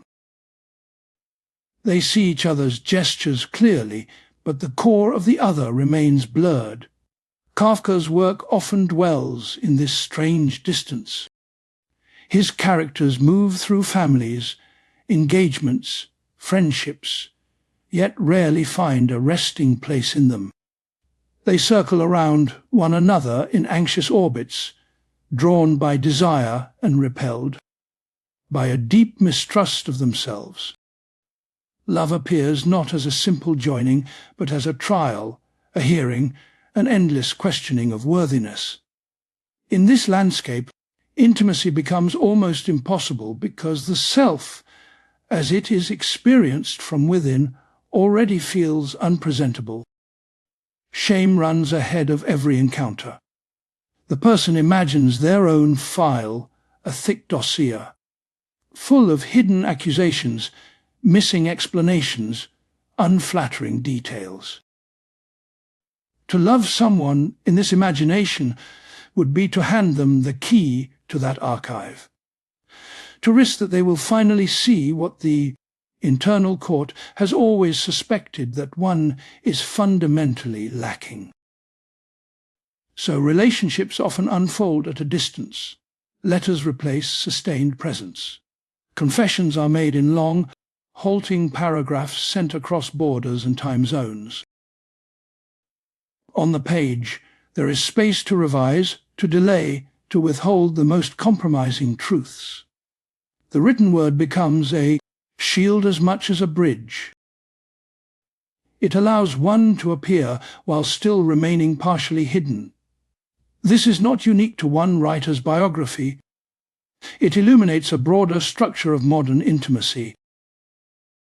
Many of us feel most capable of self-disclosure when there is a screen, a delay, a medium that softens the immediate impact of being seen. It can feel safer to write than to speak, to curate a message rather than endure the raw, unedited response that might follow if we exposed ourselves face to face. Yet this safety carries its own ache. The greater the distance, the more our longing for closeness intensifies, and the more any actual encounter feels unbearable. In Kafka's stories, the same forces that shape the public world seep into private life. Bureaucracy does not stop at the office door. It infiltrates the bedroom, the dining room, the inner monologue.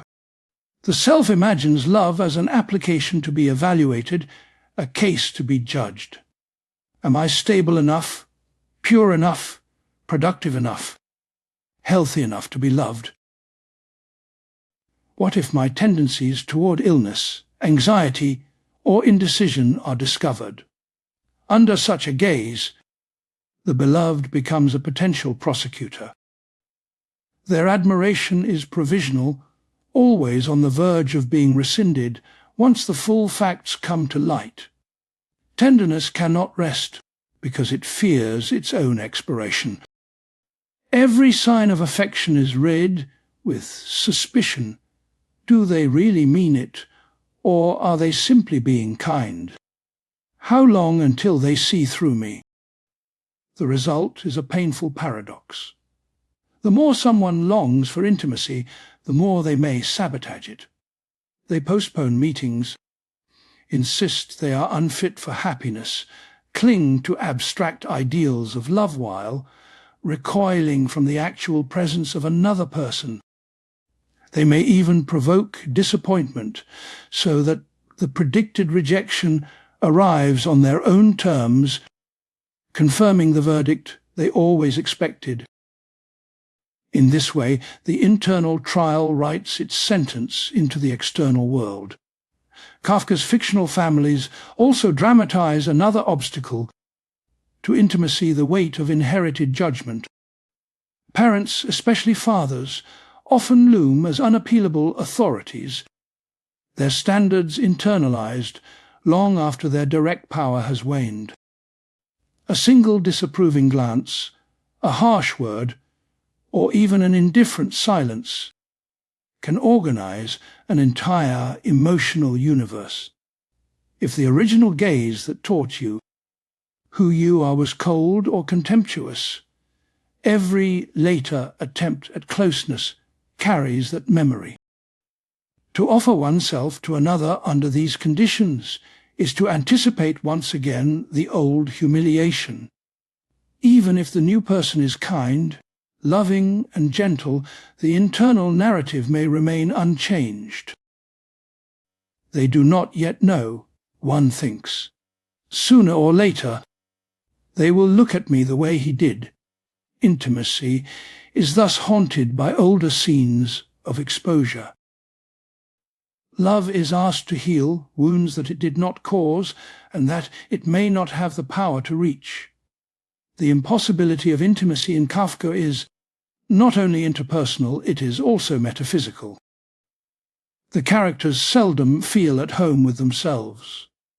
They experience their own inner life as divided, foreign, or unreliable. One part of the self makes promises, another undermines them. One part longs for stillness, another stirs restlessly, searching for escape. Under such fragmentation, it becomes difficult to offer a coherent self to anyone else. Modern life amplifies this fragmentation. We inhabit multiple roles, multiple profiles, multiple audiences. At work we perform one version of ourselves, with family another, online a dozen more. Each role demands a slightly different script, a different tone, a different set of endorsed opinions. After enough time, the question quietly arises: who, among all these versions, is the one who could be truly loved? Is there a stable centre, or only a shifting series of masks? Kafka's figures often suspect that the answer is bleak. Perhaps there is no true centre, only a void. If that is the case, intimacy is not merely risky, it may be fraudulent. To accept another's love would then feel like allowing them to believe in something that does not exist. Better to withdraw, to insist on one's own unworthiness, than to invite someone into a house that one internally experiences as collapsing. Yet within his bleakest depictions, there are moments of unexpected softness, glimpses of ordinary care that suggest another possibility. A shared meal, a small gesture of concern, a hand laid briefly on a shoulder. These moments do not dissolve the larger structures of guilt and distance, but they interrupt them. They hint that intimacy might not require full transparency, the complete opening of the self's imaginary file. Perhaps it is enough, at times, to be present with another in brokenness, without demanding a perfect revelation. This modest vision of intimacy stands in contrast to the total demands often placed upon it. We sometimes imagine that a true partner must understand us entirely, must share all of our thoughts, must somehow redeem our past and guarantee our future. Given such expectations, failure is almost guaranteed. No human being can serve as our ultimate court of appeal, our final absolution. When we secretly assign them that role, we are setting them up to mirror the very authority we fear. Kafka's world suggests a quieter, less triumphal form of closeness. Intimacy here is not the fusion of souls, but the attempt to remain with another person even when full understanding proves impossible. It is the choice to be a witness, not a judge, to acknowledge that the other, like oneself, carries hidden trials, secret fears, and unhealed wounds. Under this view, the impossibility of complete intimacy does not cancel the value of partial, fragile connection. For us, living in a time saturated with communication technologies, this perspective is both challenging and liberating. We are surrounded by tools that promise connection: instant messages, video calls, social platforms, dating apps. Yet the more ways we have to reach one another, the more we may feel that we ought to be transparent, constantly available, endlessly expressive. When we fall short of this ideal, we may interpret it as a personal failure, a proof that we are uniquely inadequate at love. Kafka's sensibility reminds us that difficulty is not a personal anomaly, but a shared human condition.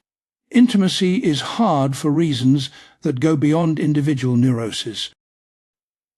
It is hard because we are formed in families where power and tenderness intertwine, in societies where value is measured by productivity, in cultures where vulnerability is praised, in theory but often penalized in practice. To step toward closeness is to step into all of these tensions at once. To recognize the impossibility of perfect intimacy need not lead to despair. It can instead clear a space for gentler expectations. Rather than demanding that another person answer all of our questions of worth, we might learn to sit together with unanswered questions. Rather than delaying closeness until we feel fully healed or fully coherent, we might accept that the meeting will always occur mid-wound, mid-sentence, mid-trial. Kafka does not give us a manual for how to love, but by portraying the fears and distortions that make intimacy so fraught, he helps us notice them within ourselves. He invites us to see the internal court that turns every relationship into an evaluation, and to consider what it would mean to let that court rest even briefly. In that small suspension of judgment, both of self and of other, intimacy may not become easy, but it may become, for a moment, possible enough. Part 12. The Theology of Absence and Exile. Around Kafka's world hangs a peculiar kind of sacredness, a sense that something ultimate is at stake, even though the ultimate never quite appears. His stories are peopled with officials, gatekeepers, cathedral priests, castle messengers, yet the true centre of power remains out of sight. Commands are issued, laws are invoked, verdicts are carried out, but the source from which all this authority flows is strangely withdrawn. This withdrawal gives his work a theological resonance, even when no explicit doctrine is mentioned. The universe feels ordered, but by whom? It feels governed, but to what end? There is law everywhere, yet the lawgiver is silent. The effect is one of diffuse, ambient judgment without a revealed judge. The world becomes a kind of displaced temple. Rituals persist, sacrifices are made, but the deity is absent from the sanctuary. One of Kafka's most haunting images is that of a man who spends his life waiting before a door that leads to the law. The door is open, yet guarded. The law, he is told, is accessible, but not yet, not for him, not under these conditions. So he waits. He offers bribes, asks questions, negotiates. The doorkeeper neither admits him nor definitively rejects him. He simply maintains the regime of postponement. This scene is not only about human institutions, it is also about a spiritual condition. Many people live with an obscure sense that there is a higher order to things, a justice, a meaning, a truth that would, if revealed, make sense of their lives. They stand, in a way, before a door to this law. They hear of others who seem to have entered saints, mystics, confident believers. Those who swear they know what God wants. But for them, the door never quite opens. The promise of revelation hovers, yet never settles into clarity. In Kafka's vision, exile is not primarily geographic. It is metaphysical. It is the feeling of being outside of a covenant whose details you never fully learned. You are told that there is a tradition, a chosen people, a set of obligations and promises. You may even bear the marks of belonging by heritage, language, or memory. Yet inwardly, you feel estranged from the living core of it. The prayers do not quite take. The stories feel like they are addressed to someone slightly other than you. This is a particular kind of religious ambivalence. Not the bold denial of God, but a quieter sense of disqualification. One might think, yes, perhaps God exists, perhaps there is a law, but it does not properly apply to me. I arrived too late or was raised too far from its true centre. At best, I can be a spectator. In such a mood, religious practice becomes a theatre in which one participates half, ironically, half, longingly, never certain whether one is inside or outside the drama. Kafka's characters often inhabit institutions that mimic religious structures while emptying them of visible transcendence. The court-inn, the trial, the elusive castle administration, the maze of offices and corridors, they all resemble a secularized heaven or perhaps a parody of it. There are hierarchies of functionaries, obscure procedures, and whispered rumors about ultimate decisions being made elsewhere. Yet, when the protagonist seeks an audience with the highest authority, he is consistently diverted, delayed, or informed that such meetings are, in practice, impossible. In traditional theology, God's hiddenness is often balanced by moments of revelation, burning bushes, prophetic voices, sacred texts. In Kafka's world, the balance tips almost entirely toward hiddenness. If there are texts, they are unreadable. If there are messengers, their message is garbled in transmission. If there is a temple, it stands half, ruined, its rituals performed by officials who no longer remember their origin. The divine does not deny itself, it simply recedes. This receding produces a distinct kind of suffering. It is not the pain of explicit rejection, of being told, "You are cursed." It is the ache of permanent uncertainty. Perhaps one is accepted, perhaps one is not. Perhaps one has already failed in ways that cannot be repaired, according to criteria that were never made clear. The verdict has not been announced, yet life is lived as though it could descend at any moment. Such uncertainty shapes ethical life as well. Without a disclosed law, how is one to act? If the standards are unclear, how can one know whether one is living rightly? Some of Kafka's figures respond with scrupulousness, obsessively trying to obey rules they do not fully understand.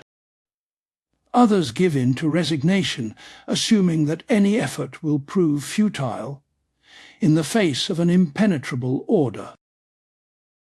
Between these poles lies a more fragile, often unspoken choice to act with kindness and honesty, not because the law has clearly commanded it, but because one refuses to let obscurity excuse cruelty. The theme of exile deepens when we consider linguistic and cultural displacement. Kafka wrote in German in a city where multiple languages and identities overlapped. His sense of belonging was divided among Czech surroundings, German language culture, and Jewish heritage. Each of these worlds offered him partial membership, but not a simple home. His writing emerges from this overlap, this sense of being always slightly to the side of any one tradition. Spiritually, this position can feel like a curse, a permanent homelessness. But it can also reveal something about the human condition more generally. Even those who grow up inside a strong tradition often discover, at some point, that they relate to it obliquely. They may follow its customs, learn its texts, adopt its vocabulary, and yet still feel inwardly separate, troubled by doubts and questions that cannot be voiced in its public language. Kafka's theology of absence is, in a way, an honesty about this separation. Instead of pretending that faith naturally resolves all contradictions, his stories inhabit the unresolved space. The divine is felt as a weight, a demand, a haunting, rather than as a confident presence. There is prayer, but it takes the form of anxious monologue, repeated explanations, attempts at self-justification before an unseen audience. There is hope, but it is thin, stretched out over years of waiting without reply. In this, his work prefigures a broader, modern experience, guilt without clear sin, obligation without clear command, yearning for redemption without a name for the Redeemer. Many people today feel judged by standards they did not choose, from beauty norms to productivity expectations to inherited moral codes. They live as though under surveillance, even when no one is watching. The heavenly courtroom has been replaced by inner critics and social metrics, but the sense of standing trial persists. Kafka's images do not celebrate this condition, they render it visible. By showing us a man who spends his entire life waiting at the threshold of the law, he makes us ask, what doors am I waiting before? What authorities do I silently defer to, hoping for a word that never comes? And what parts of my life do I hold in suspension, until I know for sure, even though certainty may never arrive? Exile in his work is not only a state to be lamented, it can also carry a strange, austere dignity. To live without clear revelation is to be thrust back on one's own conscience, one's own attentiveness to suffering, one's own capacity for empathy. If no divine voice descends to bless or condemn, the space around each human act becomes more open, more contingent, more in need of our careful choice. This is not to say that absence is secretly presence, or that Kafka smuggles in a simple redemption behind his bleakness. His world remains dark, often merciless. Many of his characters do not find their way to such dignity. They are broken by the systems around them, or by the weight of their own confusion. But the very portrayal of this breaking can awaken in the reader a resistance to it. We begin to feel, with growing clarity, how intolerable such quiet cruelty is. How wrong it is to subject beings to judgment without giving them a law they can understand. From this recognition, a new kind of question arises. If the transcendent law remains silent, what would it mean to commit ourselves to something like justice anyway? Not a justice handed down from a clouded throne, but one worked out in our dealings with one another. A justice that, instead of multiplying doors and deferrals, seeks to make standards explicit, to give reasons, to listen. In such a vision, the absence of a clear divine script is not filled by despair, but by responsibility.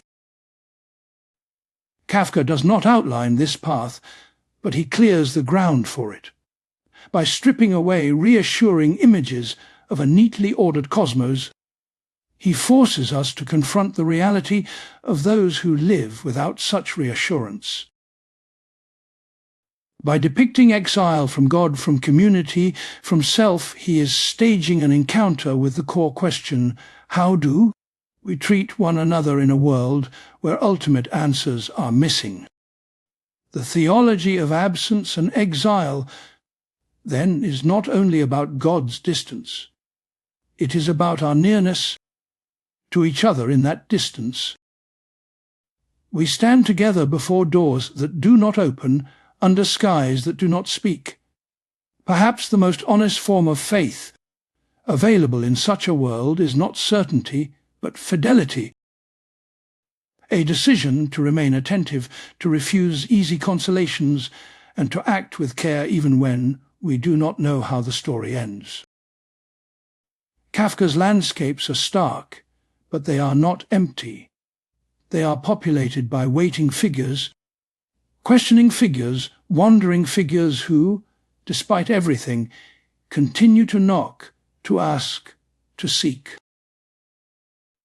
In their persistence, we may glimpse a fragile kind of hope, not the hope that the absent law will finally reveal itself, but the hope that, in the midst of exile, we might become a little more humane toward one another, less like gatekeepers and more like companions at the threshold. Part 13, Zionism as Spiritual Displacement. In these early decades of the 20th century, many European Jews lived in a double exposure. By day, they moved through the streets of Prague, Vienna, Berlin. They spoke the languages of their cities, worked in their offices, filled out forms like everyone else. Yet beneath this, another picture flickered, a sense of not quite belonging to the place whose stones they walked on, a sense of an older story whose centre lay somewhere else, in another land, in another time. Zionism entered this space as both a promise and a question. On the surface, it seemed simply a return from exile, a people finding its home. A movement of bodies and laws, of farms and schools, of passports and borders. But for someone like Kafka, whose writing is haunted by spiritual homelessness, the idea of home itself was already unstable. Where do you return if you have never fully arrived anywhere? What does it mean to go back when the very idea of origin has become uncertain? To understand Zionism as spiritual displacement is to notice this tension. The movement speaks of ending exile, of closing a long wound. Yet in Kafka's inner world, exile is not only a matter of geography. It is a condition of the soul. It appears in language, in family, in the distance between human beings, in the silence of heaven. The law is always elsewhere. The Father is always behind another door. The centre of meaning retreats as you approach it. In such a world, even the most concrete project of national return can turn into another version of the same distance. Kafka lived at the crossing of several frontiers. He was a German-speaking Jew in a largely Czech city inside a multi-ethnic empire that was itself beginning to fracture. Each of these identities offered a partial home and a partial estrangement. German language, Czech landscape, Jewish ancestry, modern bureaucracy. No single thread could be woven into a whole cloth. Zionism, then, could appear as an attempt to straighten this knot. A vision of a place where Jewishness would no longer be a problem to be explained, defended, or hidden, but simply the air one breathed. But Kafka's imagination was trained to distrust simple resolutions. He knew how institutions transform visions into paperwork, how longings get translated into committees and slogans, into schedules and minutes and resolutions passed by majority vote. A movement that began with a cry of spiritual renewal could, in time, resemble the very systems he feared. conferences, congresses, minutes taken and filed, decisions made somewhere else by people you never meet. The same architecture of distance, only drawn in different lines. There is also a deeper displacement at work. Traditional Jewish longing for Zion was woven into prayer and ritual, into holy time rather than political maps. It lived in the gap between this world and a redeemed one, in a messianic horizon that refused to be put on a timetable. When that longing is translated into a program of settlement, labor, and state building, something is inevitably transformed. The desire that once pointed beyond history is bent back into history. The hunger for transcendence is attached to a flag, a soil, an institution. For some, this is its fulfillment. For a mind like Kafka's, sensitive to absences, it may feel like a misalignment, the sacred desire now slightly out of place, neither fully religious nor comfortably political. In that sense, Zionism can appear as a spiritual displacement, even when it speaks of ending exile. The energy that once strained toward an unknowable God is redirected toward a knowable project. The geography changes, but the structure of longing remains unresolved. A new law appears, immigration rules, party lines, communal obligations, yet the old, invisible law is still there, silent and unapproachable. You might cross continents and still find yourself standing, like K, in the snow outside the castle, at the edge of a territory that never quite admits you. Kafka's fascination with Hebrew offers another angle on this. To learn a language is to relocate an inner landscape. The letters, the sounds, the grammar become a kind of inner country. For him, Hebrew was not simply a tool for travel, but a way to step closer to a text-shaped homeland. A place made of scriptures, prayers, and stories. Yet the more he entered this language, the sharper the sense of distance could become. Fluency always just ahead, comprehension always incomplete. The promised unity between word self and tradition remains half achieved, half postponed. Once again, the attempt at homecoming renews the experience of being on the way. We can feel this structure even in his stories. Many of his figures move toward a center that seems, at first, located in space. The court is in a specific building. The castle is on a specific hill. The father sits in a particular room. Reach the room, enter the office, climb the stairs, and perhaps the confusion will end. Yet each approach leads only to another threshold, another intermediary, another conditional answer.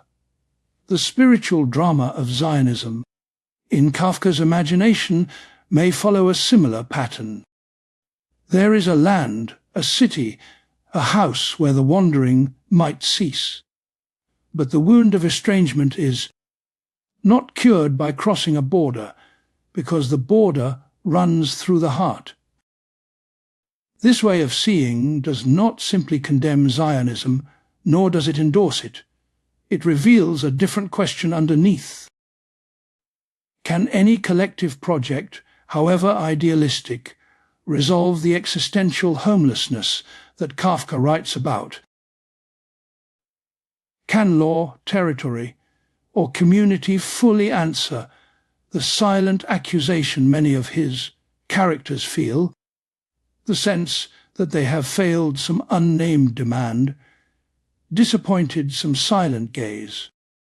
If the trial is taking place, finally, inside the self, then the verdict cannot be overturned by a change of address. Seen from this angle, Zionism in Kafka's orbit becomes a parable for modern attempts to cure spiritual disquiet with structural change alone.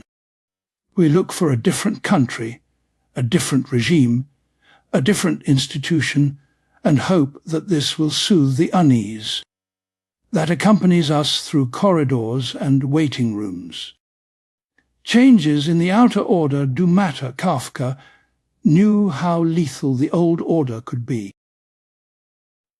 But he also sensed that there is another level of exile, one that no map can redraw.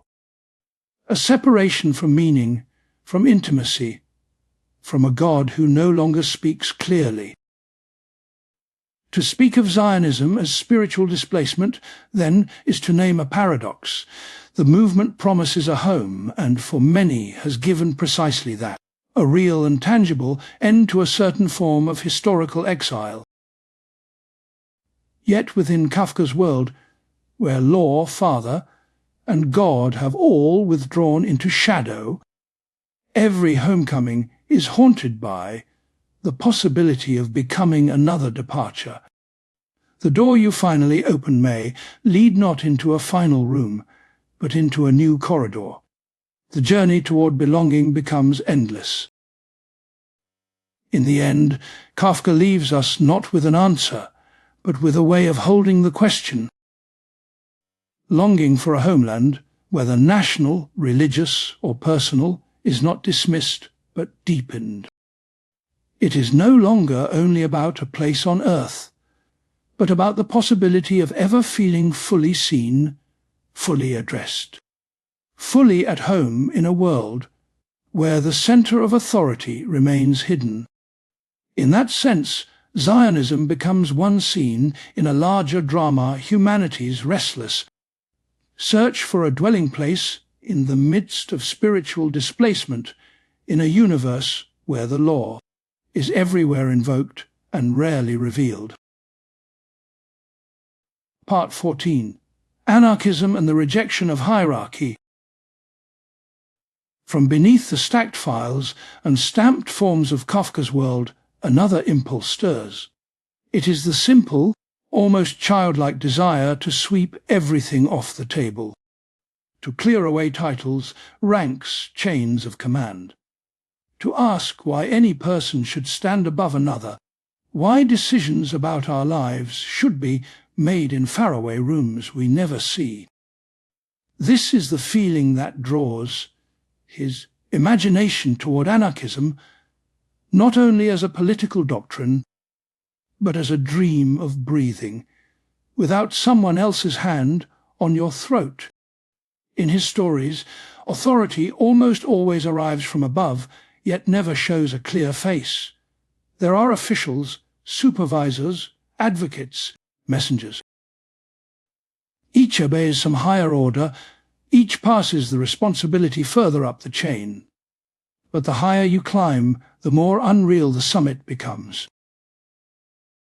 No final sovereign appears. No king at the center of the labyrinth. Just corridors that feed into other corridors. This is hierarchy without a head, an order whose ultimate source has dissolved into mist. Anarchism, in its classical form, rejects precisely this structure. It does not only protest particular laws or governments, it questions the very idea that human life must be organized through pyramids of command. It imagines forms of living based on mutual aid and consent, where decisions arise from below, not from a distant peak. For someone immersed, as Kafka was, in bureaucratic routines that treated workers as entries in a ledger, such an imagination could feel like a deep exhalation, a glimpse of a world where one might relate to others without uniforms, without seals, without fear. Yet Kafka's work never settles into a straightforward celebration of rebellion. His characters rarely manage to overthrow anything. Instead, they circle around invisible centers attempt small acts of resistance, and end up caught in the same nets they tried to escape. When Joseph K. is arrested at the start of the trial, no physical bars are placed around him. He is told he is free to go to work, to continue his life. And he does. He returns to the bank, files his reports, keeps his appointments with the court. There is, in principle, the possibility of simply stepping out of the process. But something in him cannot. The accusation has lodged itself deeper than the reach of any revolution. This points to a truth that speaks beyond Kafka's time. Hierarchy is not only built from offices and ranks, it is built from habits of obedience that take root inside us. We grow accustomed to waiting for permission, for recognition, for judgment from above. We internalize the gaze of the father, the teacher, the supervisor, until we no longer need their physical presence. The court has moved into our heads. The files are written on the walls of our conscience. Even if every institution vanished overnight, many of us would still live under the old verdicts. Anarchism, understood deeply, would have to address this inner architecture of submission. It would not be enough to abolish ministries and police forces if the same demand for a master rises again within the soul. Kafka seems to sense this. His stories show not only how authority oppresses from outside, but how people cling to it, fear its absence, and sometimes even desire their own subjection. The horror is not just that there is a trial. It is that the accused cannot conceive of life without the trial. This is why his vision of anti-authoritarianism is far from romantic. He does not give us heroic revolutionaries. Instead, he offers hesitant figures, half aware of their entrapment, half participating in it. The land surveyor K. in the castle spends his days trying to reach the authorities, to have his status confirmed by those who ignore him. The tragedy is not only that the castle is inaccessible, it is that K cannot imagine his own existence without its seal of approval. He rejects the hierarchy in words, yet pursues its recognition in every action. What would it mean, then, to reject hierarchy in a Kafkaesque universe? Perhaps not a grand insurrection, but something quieter and more subtle. A refusal to let the distant court define the core of one's being. An unwillingness to measure one's worth by documents, titles, or the opaque decisions of those above. We might call this an anarchism of the soul, a patient work of loosening the inner knots that tie our sense of self to external verdicts. Such an inner anarchism does not necessarily throw away all forms of order. It acknowledges that coordination, agreement, and shared rules are part of collective life. What it refuses is the sacralization of any structure, the belief that some office, some leader, some document has absolute authority over the meaning of one's existence.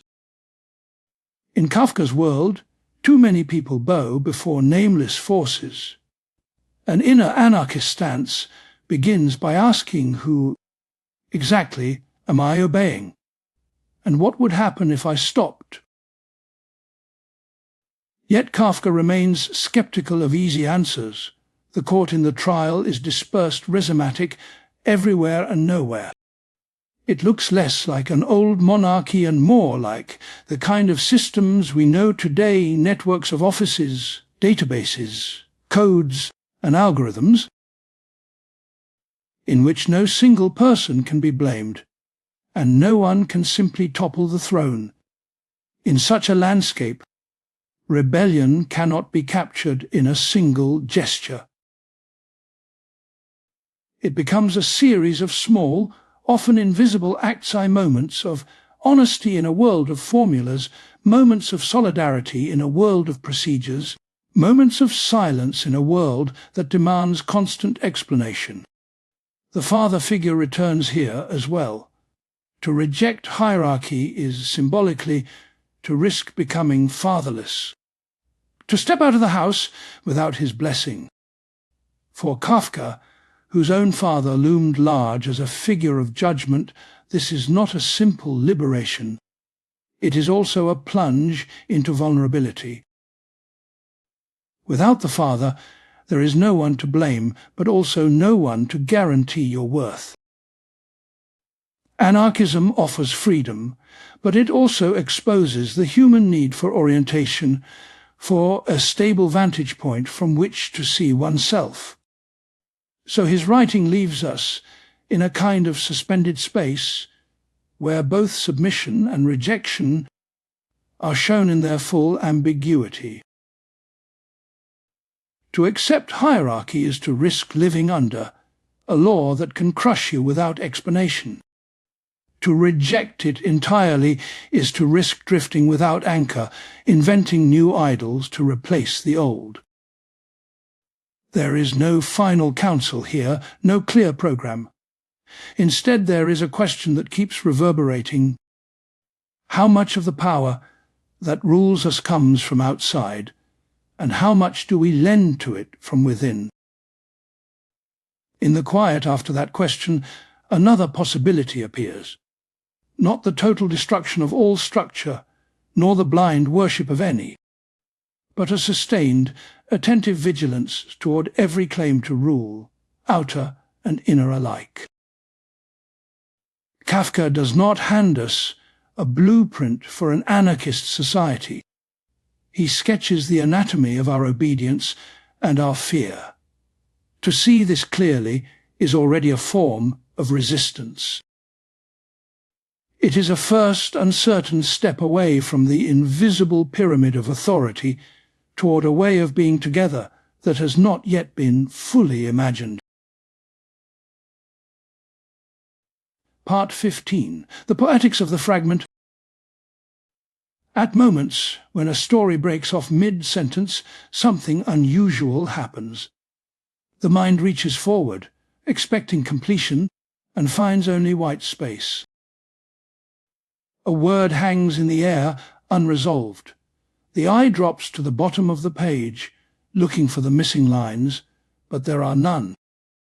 It is here, in this gap between expectation and absence, that Kafka's work often lives. Not only because his novels are literally unfinished, but because his entire vision of reality seems shaped by the fragment. The fragment is more than a piece of something larger. It is an experience of incompletion. It suggests that there once was, or could have been, a whole. But that whole is missing, withdrawn, or perhaps never existed at all. Kafka's worlds are made of such shards, partial messages, unclear laws, interrupted journeys, half-heard decrees. His characters rarely receive a full account of their situation. They are given snippets, hints, rumours. A priest in a cathedral tells Joseph K. a parable about a man before the law and then refuses to say what it means. The explanation breaks off just where we most want it to continue. When we look at his major novels, the same structure appears in their very form. The trial reaches its climax in an execution that feels both final and strangely premature. We sense that vast parts of the process, the true nature of the court, the meaning of the charge, have never been revealed. The book itself was composed in separate chapters, not fully ordered, as if the narrative were a box of scattered documents rather than a single, continuous scroll. The castle stops even more abruptly in the middle of an ordinary conversation with no resolution of K's quest for recognition. America trails off before its young hero's story can close. Each book misbehaves like the bureaucracies it portrays. It summons us, draws us in, and then withholds the final word. This incompletion is not simply a biographical accident, the result of illness or self-doubt. It resonates too deeply with Kafka's themes to be read as mere misfortune. A fully closed, perfectly rounded narrative would contradict the reality his characters inhabit. In that reality, the law is inaccessible, God is silent, and the Father's authority is never fully explained. To end such a story cleanly would be to pretend that the hidden center has finally disclosed itself. The fragment, by contrast, is honest. It admits that the center remains out of sight. Fragments also shape his shorter pieces, aphorisms, notebook jottings, small parables only a few sentences long. They feel like broken pieces of a larger tablet, as if some vast scripture had shattered, and we were left with scattered verses. Each shard hints at a wider pattern we can only imagine. Consider a one-page story in which a man resolves to live more decisively, only to find that every step still leads him into deeper confusion. Or a few lines comparing the world to a bad dream from which we can never fully wake. These micro-texts do not lay out arguments. They flash, vanish, and leave an afterimage. In religious traditions that Kafka knew, there is often an idea that the world itself is a fragment of a lost wholeness. That something has broken in the relationship between the human and the divine, and all history unfolds within that break. Kafka's Poetics intensify this sense. His writing does not offer doctrines, but it does evoke a world in which meaning appears only in partial, encrypted glimpses. The gate to the law stands open, yet the man waits all his life outside. The fragment is that open gate, inviting and forbidding at once. We see through it, but never pass entirely beyond. There is an ethics in this form. A finished system of thought can invite passivity. We receive it, accept it, submit to it. A fragment, instead, demands participation. The missing connections must be supplied by the reader. How do these episodes of the trial fit together? What did the castle officials actually decide? What would have happened to Karl in America if the final chapters had been written? We can speculate, argue, disagree. In doing so, we become co-authors in the work of meaning-making. The text refuses to dominate us with completeness. It asks us to live with not knowing. Kafka's bureaucratic universes mirror this. No single functionary ever sees the whole file. Each clerk handles only a portion of the case. Each office knows only its own protocols. The law, like the novel, is a collection of fragments no one can fully assemble. This is part of the terror of decisions affecting human life are taken by a series of partial perspectives, none of which is accountable for the whole. Guilt and judgment emerge from a process that no single mind can comprehend.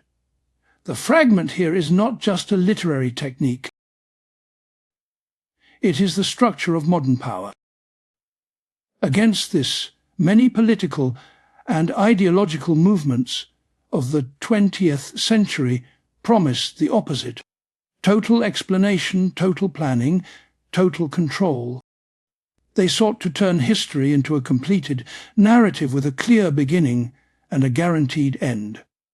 In that sense, Kafka's fragments are quietly resistant.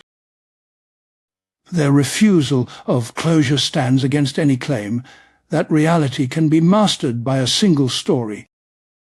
Every time a scene ends without resolution, every time a character disappears without epilogue, the text whispers, "There is more here than you can contain."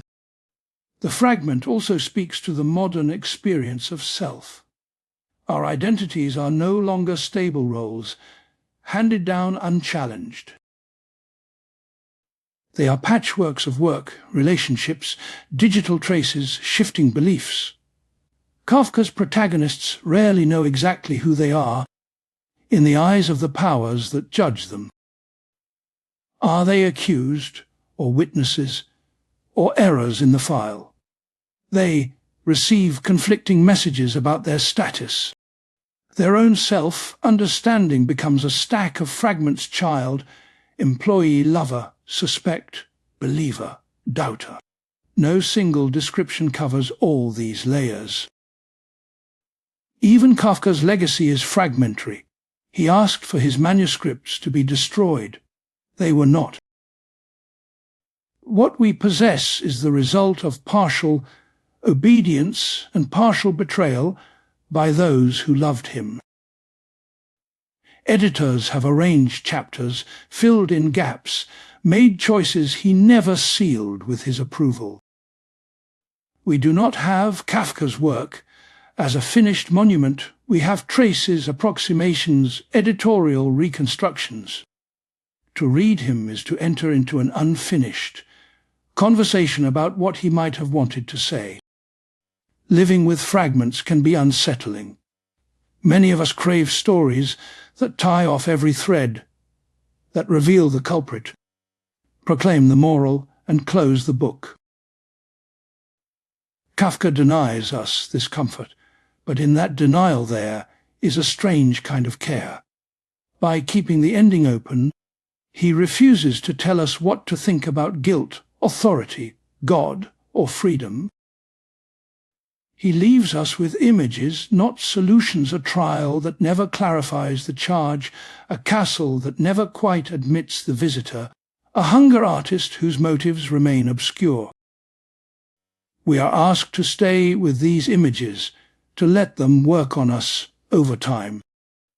Perhaps this is the quiet lesson of his Poetics. Human life, too, is experienced as a series of fragments.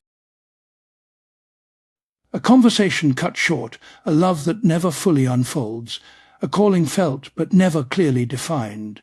We rarely see the pattern of our days while we are in them.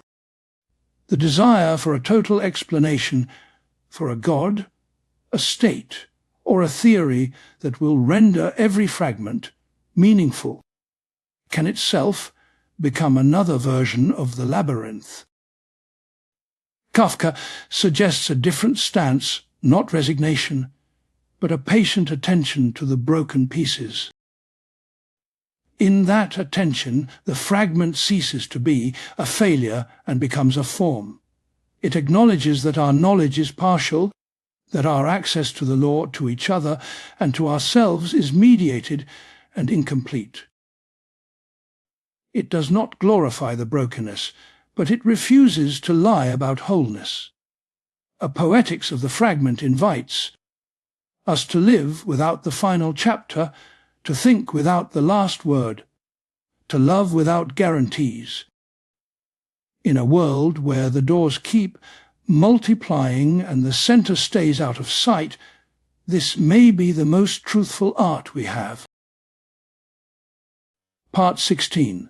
The Ambiguity of Language and Truth. In Kafka's sentences, something uneasy happens.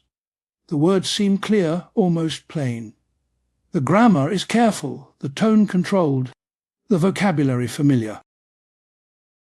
And yet, the more we read, the less certain we become about what is actually being said. It is as if language, which we usually treat as a bridge to truth, turns out to be a maze. This is not only a matter of style, it is a way of experiencing the world. In Kafka, nobody ever quite knows what the key words mean. What is the law that everyone speaks of, but nobody can show?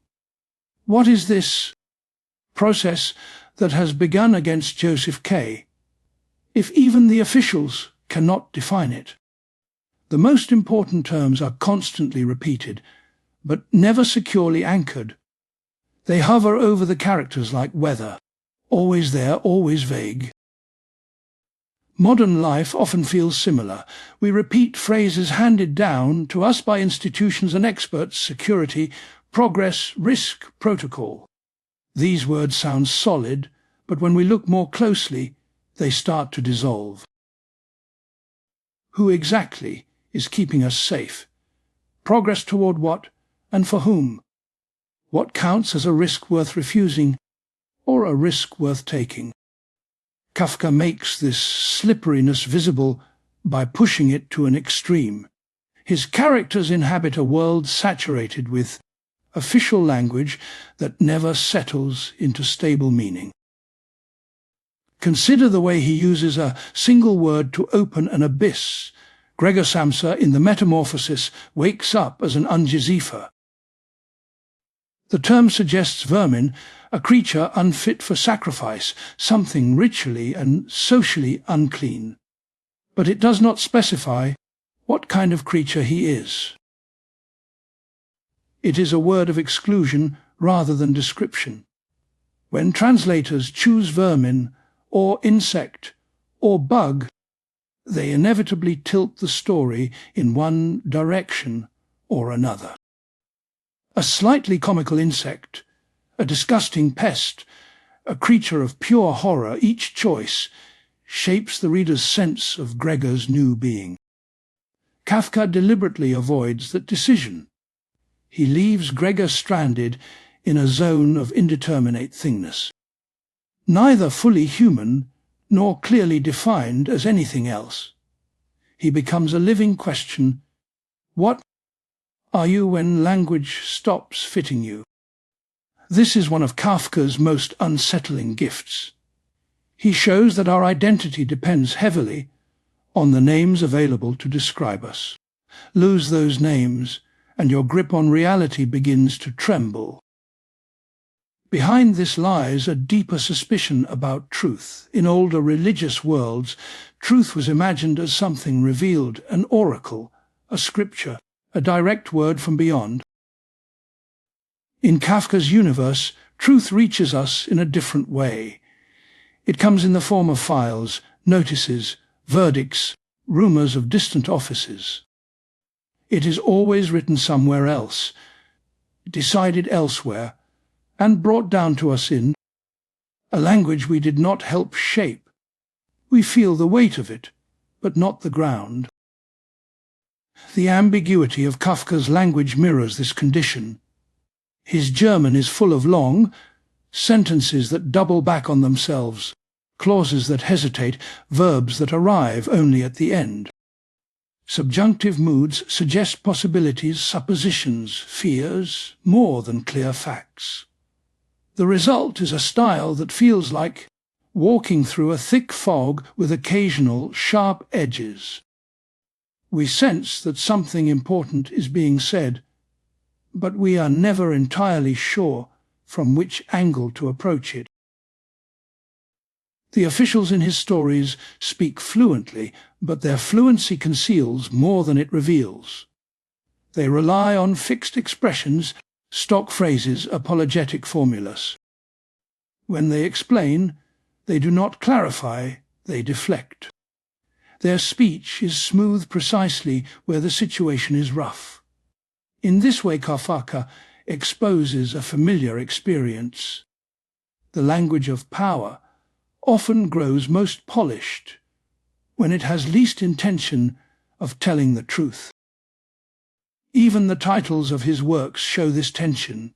The German word process can mean a trial, but also a process, a diffuse, ongoing procedure without a single decisive moment. Rendered as the trial, the book seems to refer primarily to a legal event. But in Kafka's use, it suggests something broader and more elusive. The slow grinding of an entire system, the way a human life is drawn into gears that turn long before any courtroom scene begins.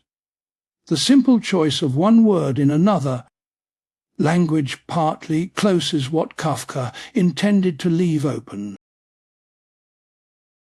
This problem of translation is not restricted to literature.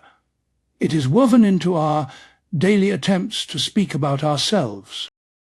We are constantly translating between inner experience and public language, turning fear into symptoms, love into categories, grief into diagnoses or stages. When we say, "I am anxious," or "I am depressed," or "I am fine," we reach for ready-made terms that only partly match the textures of our lives. Like Gregor's Ungezifa, these words both reveal and conceal. They name enough to be recognizable, yet too little to be complete. Kafka turns this everyday misalignment into a haunting atmosphere. His heroes are always listening for a final clarification that never comes. Joseph K. keeps hoping someone will explain the nature of his guilt. The man from the country in the parable before. The law keeps waiting for a definitive permission to enter. Over and over, the decisive word is delayed. It is not that the truth is firmly denied, rather, it is endlessly postponed. The law might be accessible, but not today. Understanding might be granted, but not yet. There is a cruelty in this, but also a strange tenderness. If the truth remained absolutely hidden, the characters could perhaps give up and turn away. If it were fully disclosed, their fate would be sealed. Instead, Kafka leaves them in a suspended state, haunted by hints, partial lights, mixed messages.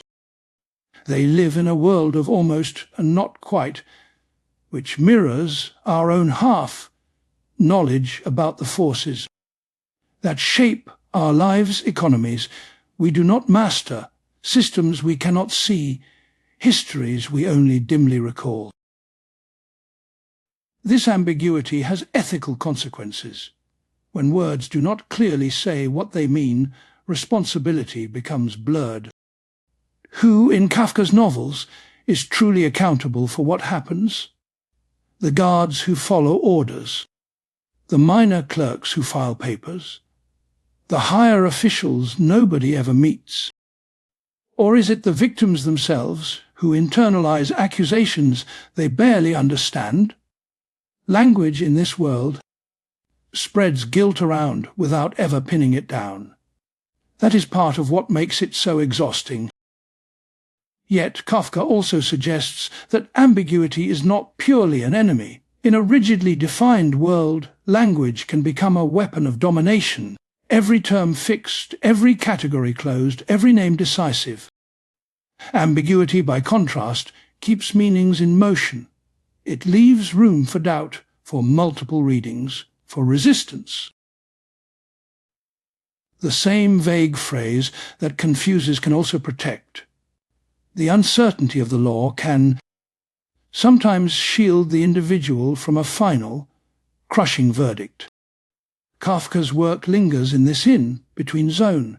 Language is neither transparent nor hopelessly opaque. It is fragile, flexible, prone to distortion, yet still our main tool for reaching toward each other and toward whatever truth there may be. His stories do not tell us to abandon words, but to listen more closely to their edges where they falter, where they double back, where they say more than they intend. To live under such conditions is to accept that our relation to truth will seldom be clean. We move through statements like corridors, through metaphors like courtyards, through labels like checkpoints. Every sentence is both a door and a veil. Kafka invites us not to flee from this difficulty, but to notice it and to ask, when I speak, whose language is this? When I am named, whose truth is being told? and what might it mean to search for honesty in a world where every word already comes with a shadow. Part 17. Surrealism and Dream Logic. Every night the mind builds a different kind of world. Rooms shift without warning, strangers become relatives, fear and desire bend the laws of space and time. In the morning we call this realm a dream, and we excuse its contradictions. But in Kafka, something like this dream logic walks into daylight. It inhabits offices, bedrooms, courtrooms, and quiet streets, without ever announcing itself as unreal. This creates a deeply unsettling atmosphere. Surrealism as an artistic movement celebrated this invasion of the marvelous into the ordinary. It wanted to reveal the unconscious at work inside waking life. It aimed to show that our rational routines are threaded through with images we cannot fully explain. Kafka wrote before the movement had a name. Yet his stories feel deeply at home in this territory. His worlds are not simply strange, they obey another kind of coherence. Here, emotional truth often outweighs physical possibility. Think of Gregor Samsa's transformation stated in the very first sentence. The shocking fact is he has become some sort of monstrous vermin, yet the narrative does not pause to marvel at this impossibility. There is no origin story, no magic spell, no scientific accident. The dream, as in sleep, simply starts from where it starts. The real question becomes not how could this happen, but what follows from this. How does a man go to work when he no longer has a human body? How does a family reorganize its life around a creature it cannot fully recognize? This is how dream logic truly works. It allows one enormous leap and then proceeds as if everything were in its own way consistent. When we dream, we rarely question the basic premise. However absurd, we worry about catching a train that runs through a forest in our childhood or finding an address in a city that does not exist. Kafka captures precisely this feeling. We accept what should be impossible, and we struggle instead with the practical details. The tone he uses deepens the uncanniness. Surrealist painters often favour lush or distorted imagery. Their canvases swarm with melting clocks or hybrid creatures. Kafka, by contrast, writes in a style that is dry. It is almost bureaucratic. The judges, clerks, and neighbours in his tales speak a language of reports and explanations. This flatness does not tame the surreal. Instead, it intensifies them. A nightmare described in feverish language invites dismissal. A nightmare told in the voice of an office memo feels disturbingly real.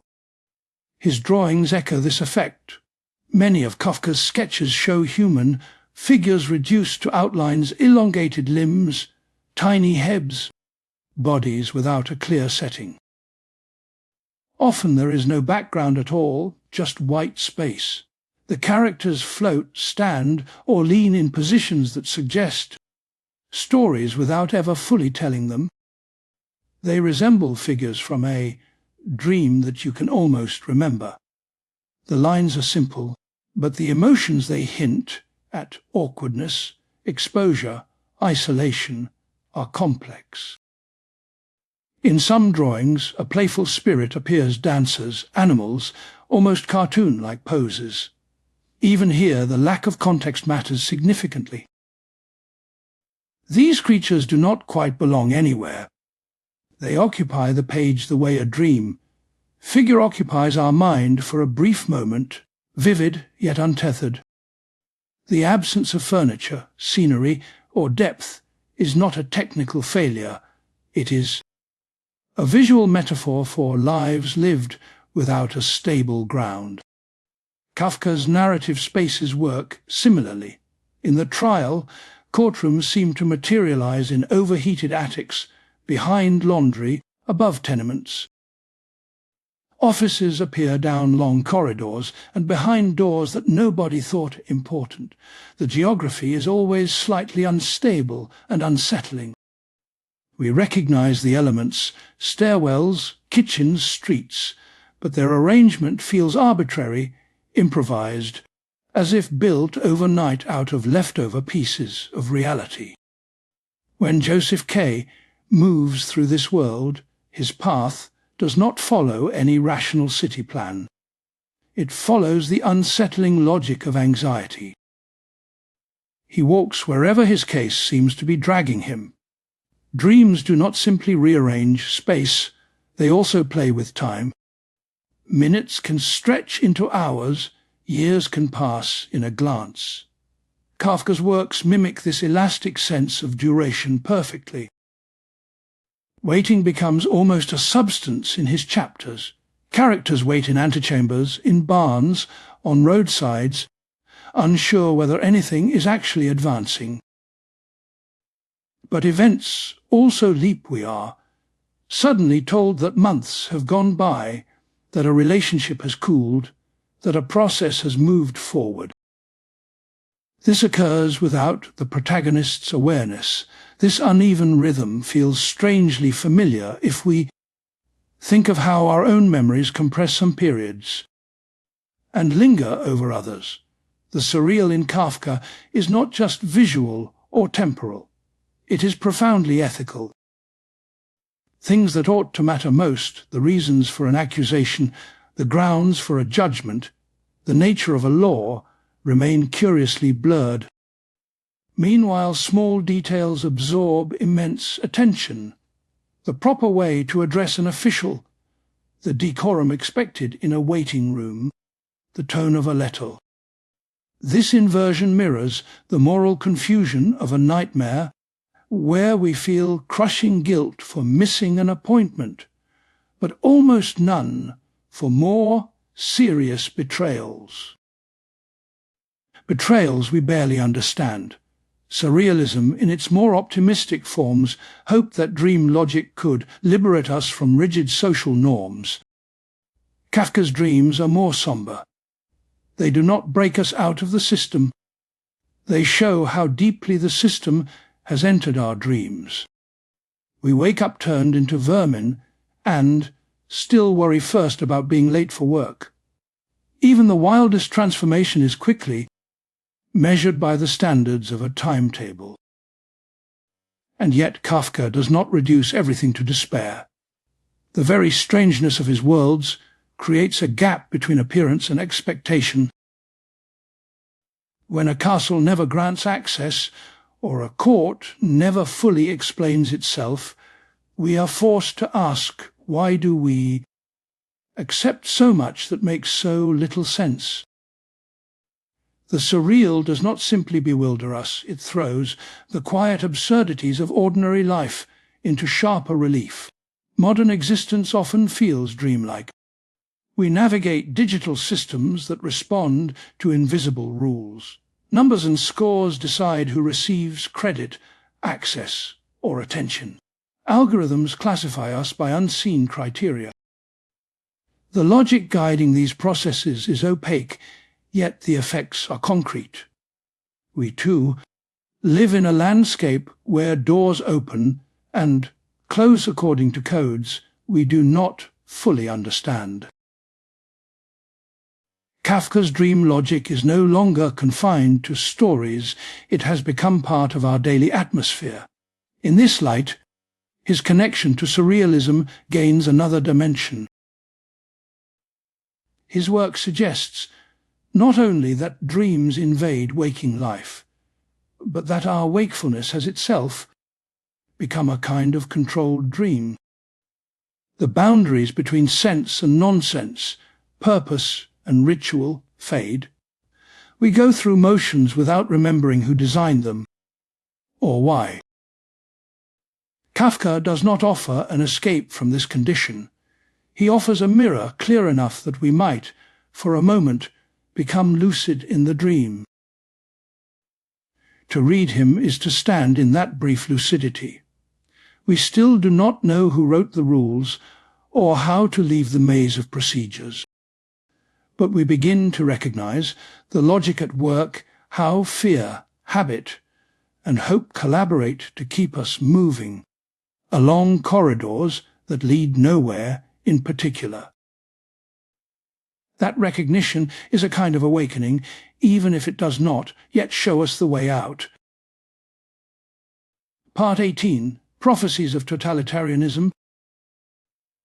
Long before the slogans and the camps, Kafka was writing about offices, not the grand halls of parliaments or the theatrical stages of revolutions, but cramped rooms, dusty stairwells, improvised waiting areas in backyards and attics. In these spaces, ordinary clerks and minor officials carry out tasks they barely understand, enforcing rules that nobody can quite name. It is here, in the quiet machinery of paperwork and procedure, that many readers have seen a prophecy of totalitarianism. In the trial, Joseph K. is arrested without being told why. The guards who seize him are apologetic, almost casual. They are not cruel tyrants, they are functionaries. They do not hate him, they barely know him. Their authority comes not from personal conviction, but from the simple fact that they are carrying out an order that comes from above. Above whom exactly, they never say. The source of power stays invisible, yet its effects are intimate, entering the very room where Joseph eats his breakfast. This is one of the core features of total domination as the 20th century would later reveal it. Power no longer relies mainly on a visible sovereign, a single king or leader whose personal will decides everything.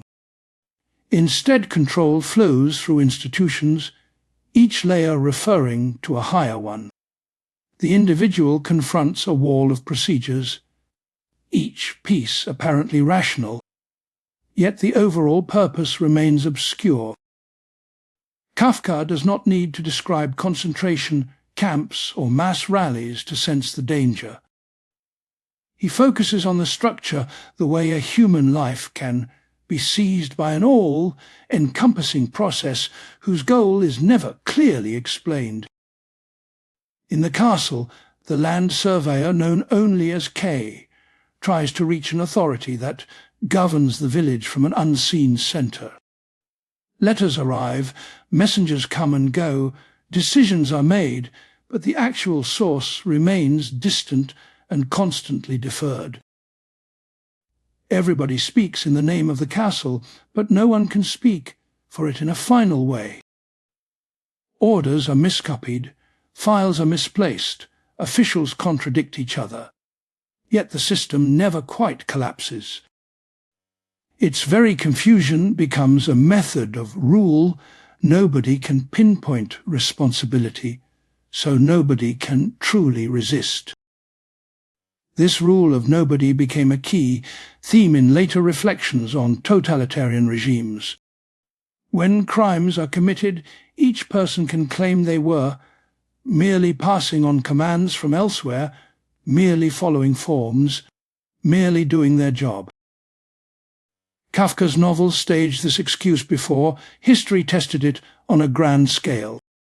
The guards, the secretaries, the minor inspectors in his pages all embody an eerie mixture of obedience and helplessness. They are agents of power, yet they, too, feel dominated by the apparatus they serve.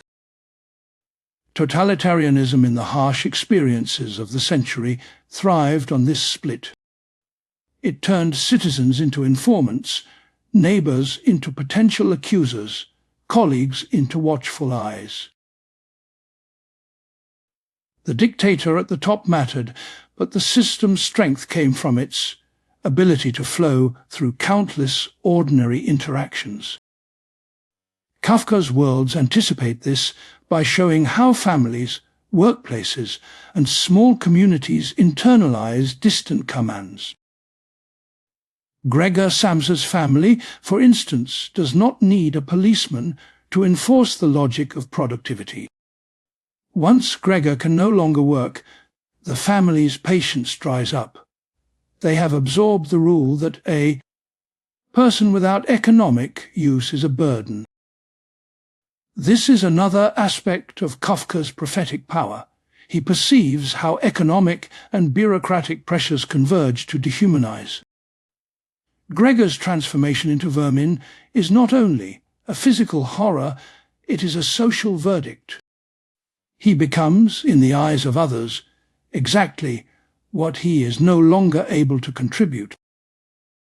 Under totalitarian and quasi-totalitarian conditions, something similar happens on a larger scale.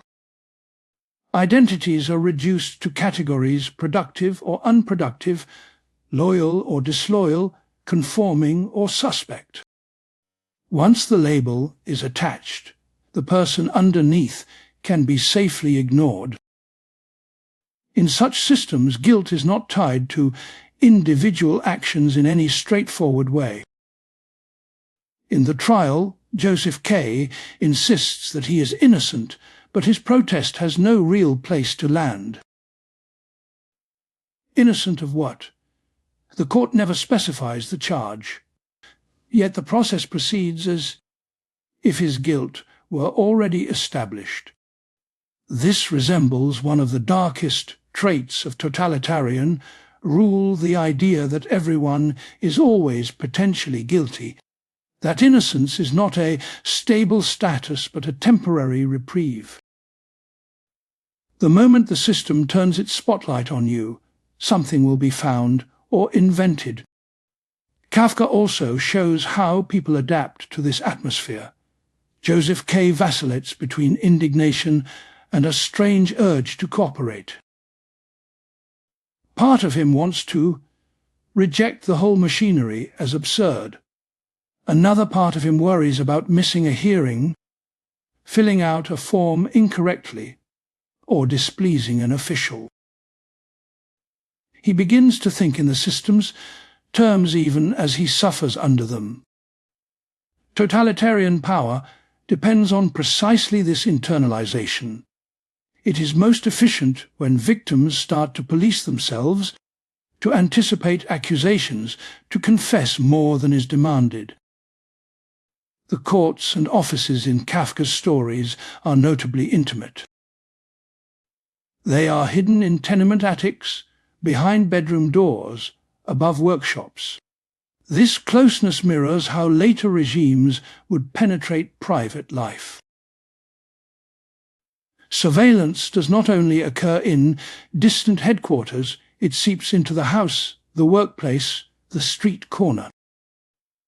But again, Kafka is less interested in technical methods than in the psychological result, the sense that one is always already being watched, judged according to rules one has never been allowed to see. Seen from our present, these fictions feel uncannily current. Modern technologies have amplified many of the dynamics Kafka sensed. Databases track movements and purchases, cameras watch public spaces, social media records opinions and moods. Algorithms like Kafka's courts classify and sort us according to criteria we never fully grasp. A score is assigned, an application is rejected, an account is flagged, often without explanation. The experience of being measured by an invisible standard is no longer the specialty of a few persecuted characters in novels. It has become part of everyday life in many places.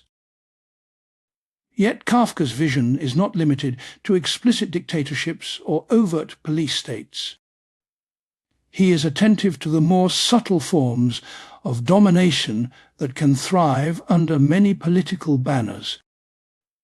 A corporation that demands total loyalty, a bureaucracy that treats human suffering as a clerical detail, a culture that equates worth with productivity. All of these can produce Kafkaesque atmospheres. Totalitarianism, in this broader sense, names any system that seeks to absorb the whole of a person's life into impersonal logic. What then is prophetic in Kafka? It is not a prediction of specific leaders or events. It is a diagnosis of a tendency in modern societies, the drift towards systems that claim to be rational while becoming increasingly indifferent to the individuals caught in them. By dramatizing this tendency before its most catastrophic historical expressions, Kafka allows us to see it more clearly when it emerges in new forms. His work leaves us with uncomfortable questions. How easily would we, too, become guards and clerks in a process we did not fully understand? How quickly do we accept labels placed on others or on ourselves? At what point does our cooperation with faceless procedures cross the line from necessity into complicity? Kafka does not answer these questions. He stages them again and again until they become impossible to ignore. In the end, his so-called prophecies confront us with a stark choice.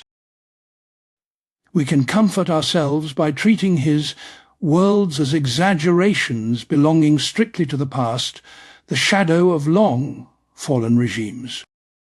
Or we can read them as maps of possibilities that remain alive wherever power hides behind procedures and language obscures more than it reveals. To choose the second path is not to surrender to despair. It is to acknowledge that the line between ordinary administration and total domination is thinner than we like to think, and that our small acts of attention, doubt, and solidarity may matter more than we know.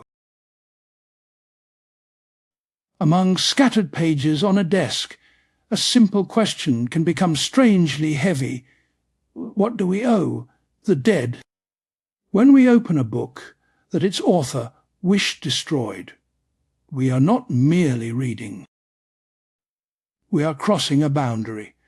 We are stepping into a space that was, at least in intention, meant to remain dark. With Kafka, this boundary is unusually sharp, almost ceremonial. There were clear words, repeated more than once: burn the notebooks, the drafts, the unfinished novels. Let them vanish.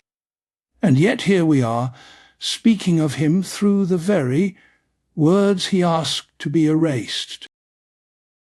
This tension makes Kafka's legacy feel like one of his own parables. A man leaves behind a sealed archive with instructions. It must not be opened.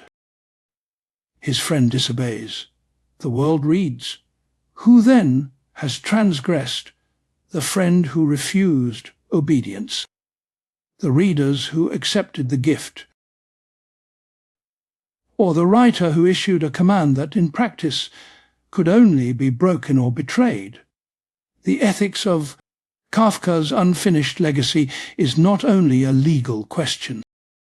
It is a moral and almost metaphysical puzzle. At its center is a conflict between two kinds of responsibility. On one side, the duty to the individual will, the wish of a particular person who suffered and doubted and asked for silence. On the other, a duty to something larger and less tangible, to culture, to history, to the living and the yet unborn, who might be fed or challenged by these fragments. Kafka himself was haunted by judgment. In his stories, judgment usually descends without clarity. You are summoned before a court whose law you cannot rid. The crime is never properly named, yet punishment follows, as if some higher account is always being settled. In the story of his legacy, the roles seem to twist. After his death, it is we who judge him, or at least judge what should be done with what he left. And yet, we also stand under his gaze, aware that every line we read might be something he counted as a failure, a sin against his own standards. To side with Kafka's instructions is to say the private self, even in death, holds a kind of sovereignty. A person's relation to their work, especially intimate, unfinished work, is sacred. If they say, no, our curiosity, our hunger for masterpieces should stop there. From this angle, Max Brod becomes a figure of betrayal. He did not obey his friend's final request. He gambled with another person's inner life for the sake of the world. Yet the other side of the argument is not simple selfishness. It asks a different question: can we be sure that Kafka's refusal was, in fact, the deepest expression of his will? Or was it an expression of pain, of perfectionism sharpened into cruelty against himself? If a man deeply underestimates his worth, are we bound to uphold his self-condemnation forever? Or can love, or even respect for truth, sometimes mean refusing to carry out a destructive order? This is where the story becomes eerily close to Kafka's own themes. Think of the villagers in the Great Wall of China, who build tirelessly, stone upon stone, without ever seeing the whole. Think of the messengers who never quite deliver the emperor's command. Instructions are given, but by the time they reach the edges, they are uncertain, fractured, surrounded by doubt. Kafka's request to erase his writings reaches us like one of these messages. It speaks clearly, yet it is also embedded in a life marked by self-distrust and inner trial. We might ask, did Kafka truly want silence? Or did he want his work to survive only if someone else was willing to take on the guilt of saving it? In that case, the friend becomes the necessary transgressor, the one who sins so that meaning can live on. It is an uncomfortable thought, because it makes our reading dependent on an original disobedience. We participate in that act every time we open one of the unfinished novels or diaries. Another layer of unease appears when we remember that Kafka wrote obsessively about inaccessible authority. His characters search for the law, for the castle, for the centre that explains everything. But they never arrive. The text keeps them wandering in corridors, climbing stairs that lead to other stairs. Kafka's unfinished manuscripts mirror this structure. They stop in mid-motion. Threads do not quite converge. Endings where they exist feel provisional, like gestures rather than conclusions. By preserving and publishing these fragments, Brod effectively declared this incompletion is not a flaw to be hidden. It is the form itself. The lack of closure, which Kafka experienced as failure, transforms into an artistic statement about the human condition. We die in the middle of our sentence. Our projects, our explanations, our apologies remain drafts. There is, however, a risk in this romanticization. It can be too easy to turn someone's suffering into a symbol. Kafka's anxieties were not only philosophical, they were also personal and bodily. He struggled with illness, with family tensions, with the boredom and humiliation of office work. His request to destroy his writings may have been less about grand metaphysics and more about shame, about not wanting strangers to sift through the most vulnerable corners of his mind. To honor that possibility is to admit that we are, in a sense, intruders. We read diaries and letters that were never meant for us. We quote them in arguments, in essays, in videos. We let them shape our image of him. There is something voyeuristic here, and it should not be denied. The ethical stance cannot be simple gratitude. It must include a certain discomfort, a confession that our access is, at least partly, stolen. Yet paradoxically, this very discomfort can make our reading more honest. Instead of consuming Kafka as a stable monument, we encounter him as a contested presence.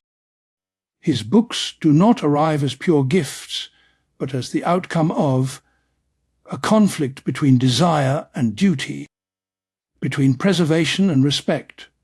That conflict trains our attention. It reminds us that every cultural treasure has a history of decisions, risks, and sometimes violations behind it.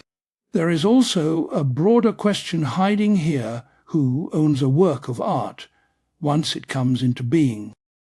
Is it the author, who suffered and labored to create it?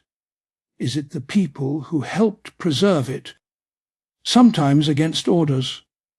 Or does it, over time, become part of a shared human inheritance, something no one individual can fully claim or revoke? Kafka's case forces us to confront this. If we say the author's will is absolute, then libraries around the world are stocked with moral contraband. If we say the public claim is stronger, then we reduce personal autonomy, especially after death, to a polite fiction. Most of us live somewhere in between. We know we benefit from disobedience in cases like Kafka's, yet we insist that our own privacy should be respected. The contradiction is hard to avoid. Perhaps the most honest response is to accept that our relation to Kafka's legacy can never be pure. We are not innocent consumers. We are heirs of a broken promise. But instead of turning away, we can let that brokenness shape how we read. It can make us slower, gentler, more aware that behind every page stands a person who did not feel ready to meet us. And then another reversal.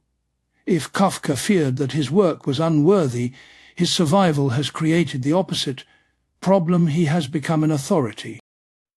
His name now describes an entire mood, a structure of experience. Kafkaesque appears in headlines, political speeches, everyday complaints. He has become just another reference in the bureaucracy of culture. In that sense, his wish for erasure might also be read as a resistance to being turned into a label, a brand, a convenient shorthand. The ethics of his unfinished legacy, then, is not only about whether we should have preserved it. It is also about how we carry it now. Do we let his texts disturb our own habits of classification? Or do we file them away as one more product of genius, safely neutralized by interpretation? To honor the man who wanted disappearance might be, in part, to refuse easy appropriation, to let his unease remain active in us. Our age adds yet another twist. Today our own unfinished legacies multiply in digital form: emails, drafts, messages, recordings, algorithms that keep recommending and resurfacing traces long after we die. Few of us will have a Max Brod, a single friend entrusted with the choice of burning or preserving. Instead, companies and systems we barely understand will decide which parts of us continue to circulate. Kafka's story becomes a kind of warning. The question of what survives is no longer reserved for the famous. It touches everyone.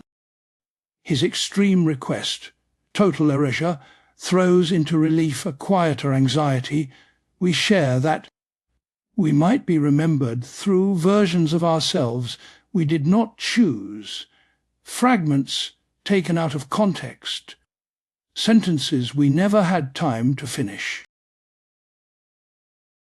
In this light, reading Kafka's unfinished work can become a mirror exercise. We are not only asking, was it right to publish these pages? We are also asking, what would I want done with my own? And deeper still, can I fully know, in advance, what will be life, giving or harmful, to those who come after me? Perhaps none of us can. Perhaps the future will always involve a certain trespass into our remains, a reinterpretation we cannot control. The ethics of the unfinished legacy, then, cannot be reduced to a simple rule. It calls us into a more fragile kind of responsibility, one that admits conflict, regrets its own gains, and remains open to doubt. We can be grateful that Kafka's words survived while still acknowledging the cost at which they were saved. In the end, maybe the most faithful attitude toward Kafka is to keep the sense of trial alive. Not a trial with a final verdict, but an ongoing hearing in which every act of reading is itself questioned. We sit with his manuscripts knowing that, by his standards, they should not exist. We also know that, without them, our understanding of the modern condition would be poorer, less articulate, less honest. Between these two truths, there is no final reconciliation. There is only a way of reading that carries its own charge of guilt, and yet continues, carefully, page by page. In this tension, we might be closest to Kafka's world. Walking through a corridor with no clear end, summoned by a voice that both invites and forbids, holding in our hands a legacy that was never meant to feel entirely clean.